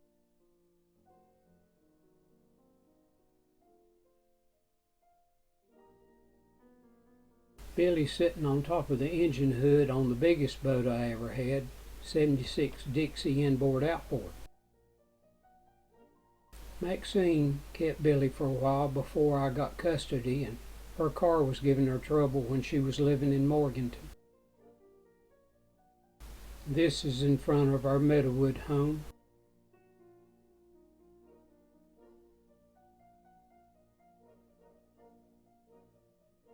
This is a new Simplicity tractor I had in '74, and Billy would clean it up later and ride it around. Billy at the Wave Rider Motel, where we stayed so many times, it no longer exists. Since I always loved to swim, I always wanted a pool, and I built one in 1981. One of the few things I didn't do myself. Billy cleaning the pool.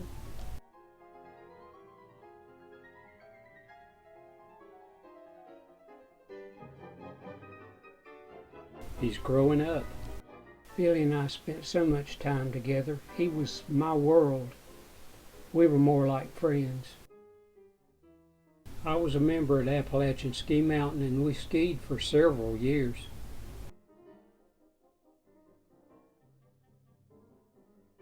I bought a SoloFlex weight system and started lifting weights, and encouraged Billy to do so too because he was so little. He did, and later he was an award-winning weightlifter. You can see he bulked up here. He could bench press 325 pounds, which was probably 3 times what he weighed, and when he would lift in the gym, people would look at him and say, "Oh, you can't do that." He would blow their minds to be so little to lift so much. Billy at our pool, you can see how strong he looks.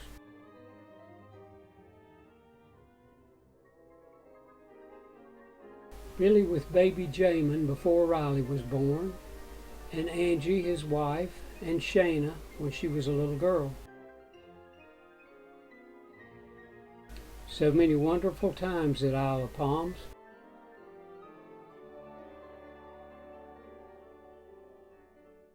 I like photography, and I like taking pictures of the sunset as well as the sunrise. We went to the Isle of Palms near Charleston several times and really enjoyed staying there. We would rent a house. That house later burned to the ground. The family at Tweetsie years ago.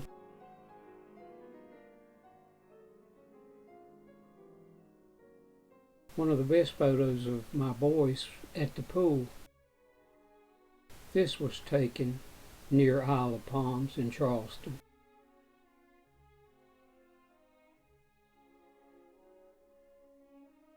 This is Jazz. I called her Jazz, but her real name is Jasmine. She was Billy's dog, and I would pick her up and take her to the walking park. And this is me in my shop building a VW engine, which I have done so many times.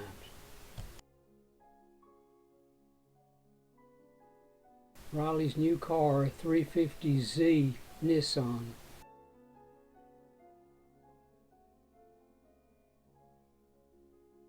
And Jamin, JJ as I call him, nobody else does, his first day of school in 11th grade. One of the latest and best photos I have of the boys. Riley is taking flying lessons. And this is Riley at the Hickory Airport with the plane that the instructor has.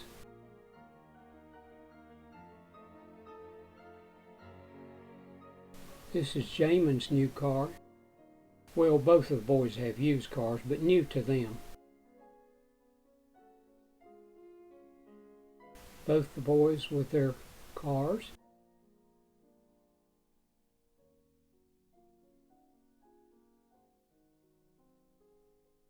Riley's car was like new and bought in Tennessee.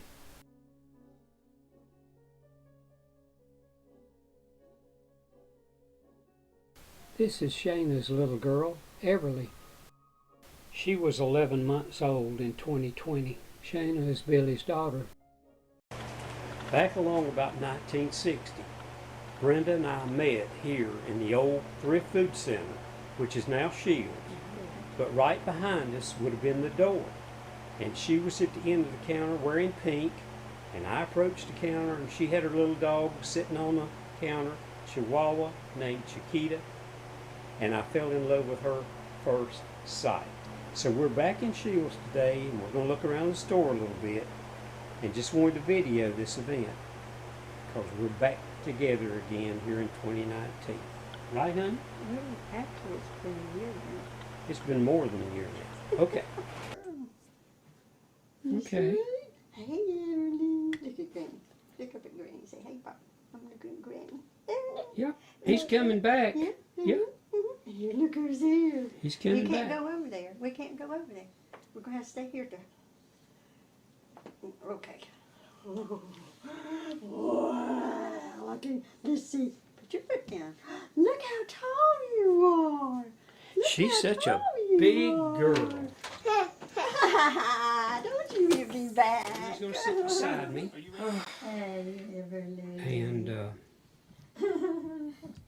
Oh, you want your baby over there? I've got a surprise for you, Everly. Uh, I've got a surprise wait, for you. wait. Come sit here. Move over just a little bit, Billy. Well, I gotta get the baby to her. your drink. Put it where you want. Okay. Okay. Excuse me. I've got a surprise for you, Everly. You remember Brenda? This is Brenda. You remember Brenda? Yeah. I do. We had fun. Yeah. I had fun with you. The juice. Oh, Juice. the That's juice. Oh. Is that what you wanted? That. And let's see, the blanket should we put behind us still? I mean, Can you get a drink of it? Right Here. there, okay.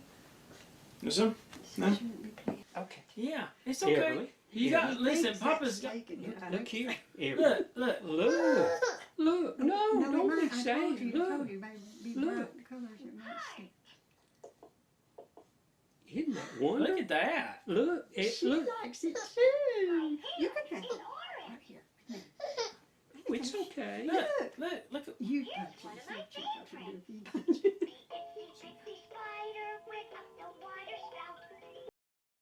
Brenda's home is here in Lenoir, but she's leaving to spend some time with her daughter Susie in Rocky Mount. Robbie Robbins was my best friend from like 15 years old on. Steve Strick was my best friend from as far back as I can remember until we were about 15. His grandmother, shown here, was such a wonderful cook, and she would cook all kinds of cookies for me for Christmas. Steve had a TV before me, so we'd watch Howdy Doody. I'd walk up to his house.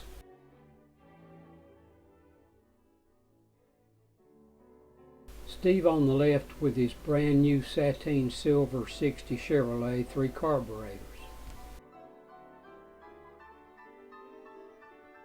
Sadly, Steve passed away not too long ago. He had so many health problems and so much trouble. I bought this bear for Brenda, and she loves it so much, and she named it Tate Bear. First anniversary of us getting back together, July 18th, 2019.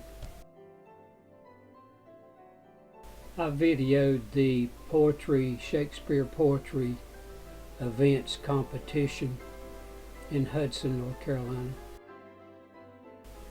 Building Brenda's Christmas at Bill's 2018.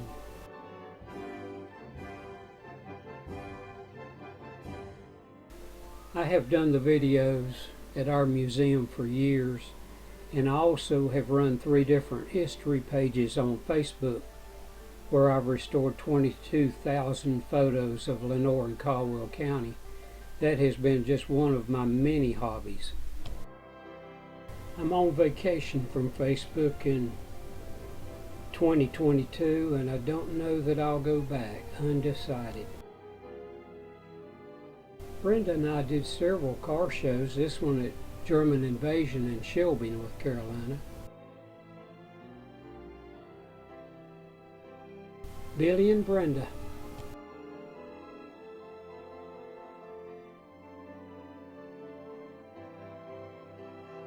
Brenda with an amaryllis lily that I grew. I'm getting pretty good at plants. I was awarded the Love and Lenoir Award in 2017 for public service.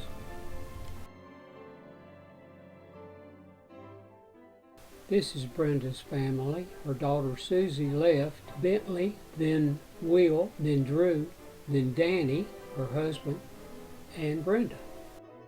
One of Brenda's favorite photos taken by her daughter Susie when Susie was here in Lenoir. Us together on my birthday.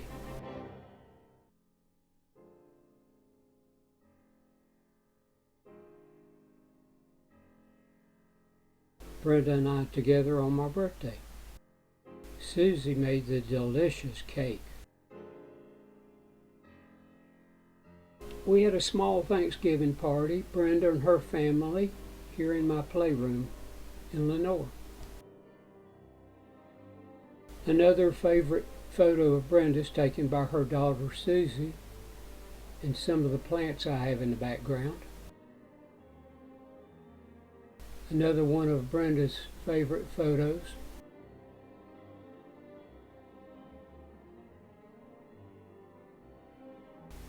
One of several charms I bought for her charm bracelet. This was for Valentine's, February 14th, 2021.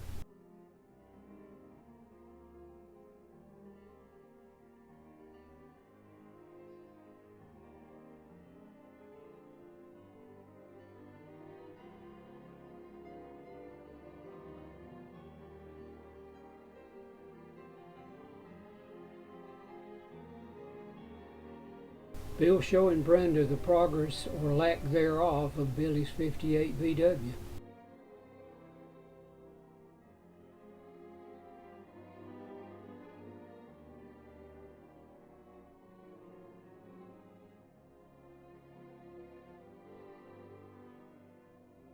And Brenda with her Christmas present last Christmas, 2021.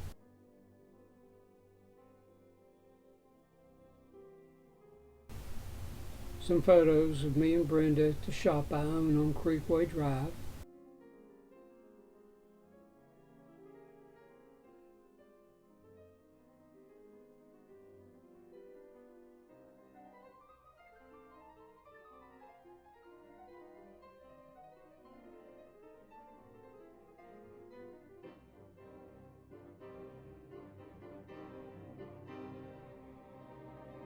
I love animals, so I started feeding hummingbirds a few years ago and taking photos and videos of them.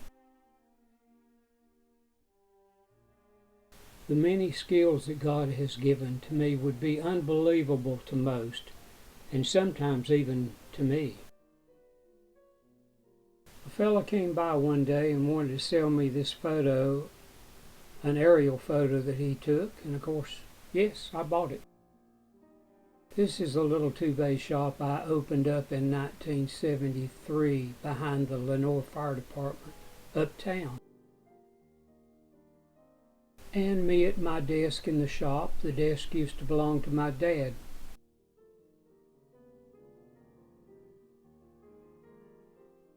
A photo of the shop a few years ago when I had the rental inn rented to Ron's car cleaning. And behind the shop a few years ago.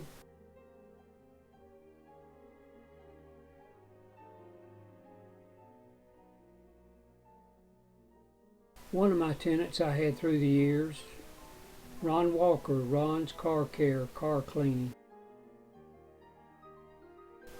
The first thing I ever built out of brick, this was in Gamel when I was first married. I built this wall that you see here at my house on Meadowwood, 50 block and 500 brick. I built this pool building, did all the vinyl, did the roof, did the wiring. I completely remodeled my bathroom in 2000.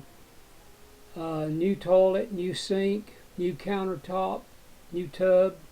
I did the linoleum as well, all the plumbing, painting, wallpaper. I did it all. Wiring, shower light and bathroom vent fan.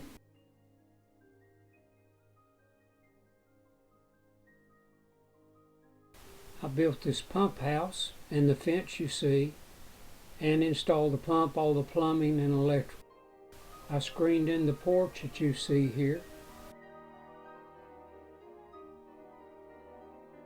And I did all to this building as well too, the vinyl siding, the roof, the security lights, the wiring, poured the cement pad. And this is the building that houses the pool pump and all the pool supplies. I built this new nursery just in time for the new babies that were coming. And I did everything here, wallpaper, sheetrock, wiring, installing the ceiling fans. I did everything. I even built a wall with a door. This used to be a porch. I cut the doorway, you see.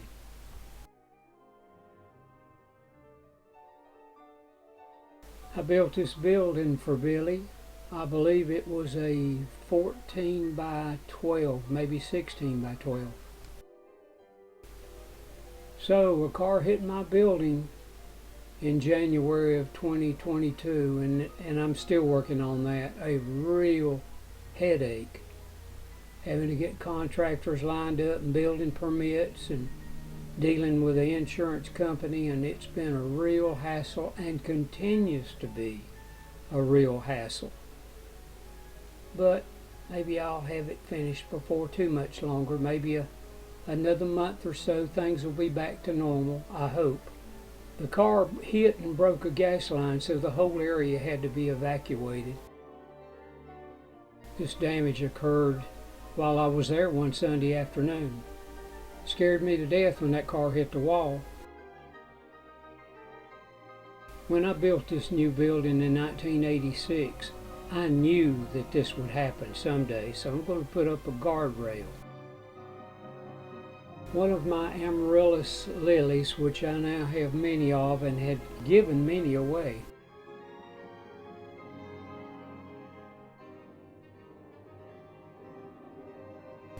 A few photos of the planters I've built and the landscaping I've done and the plants that I've planted.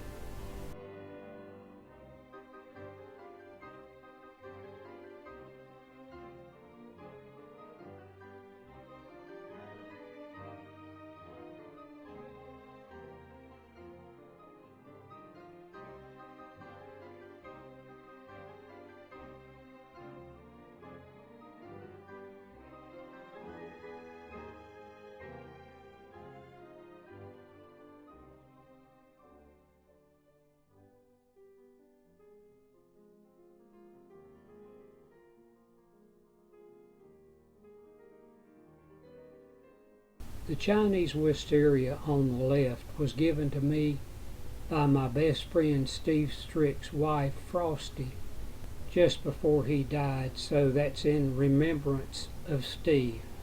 I call it the Steve Strick wisteria. Wisteria takes about 5 years to bloom, so it hasn't bloomed yet.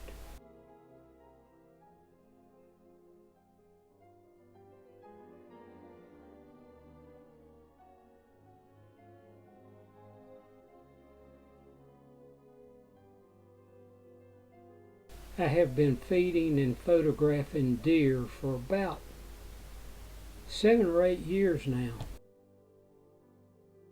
I think they're such beautiful animals.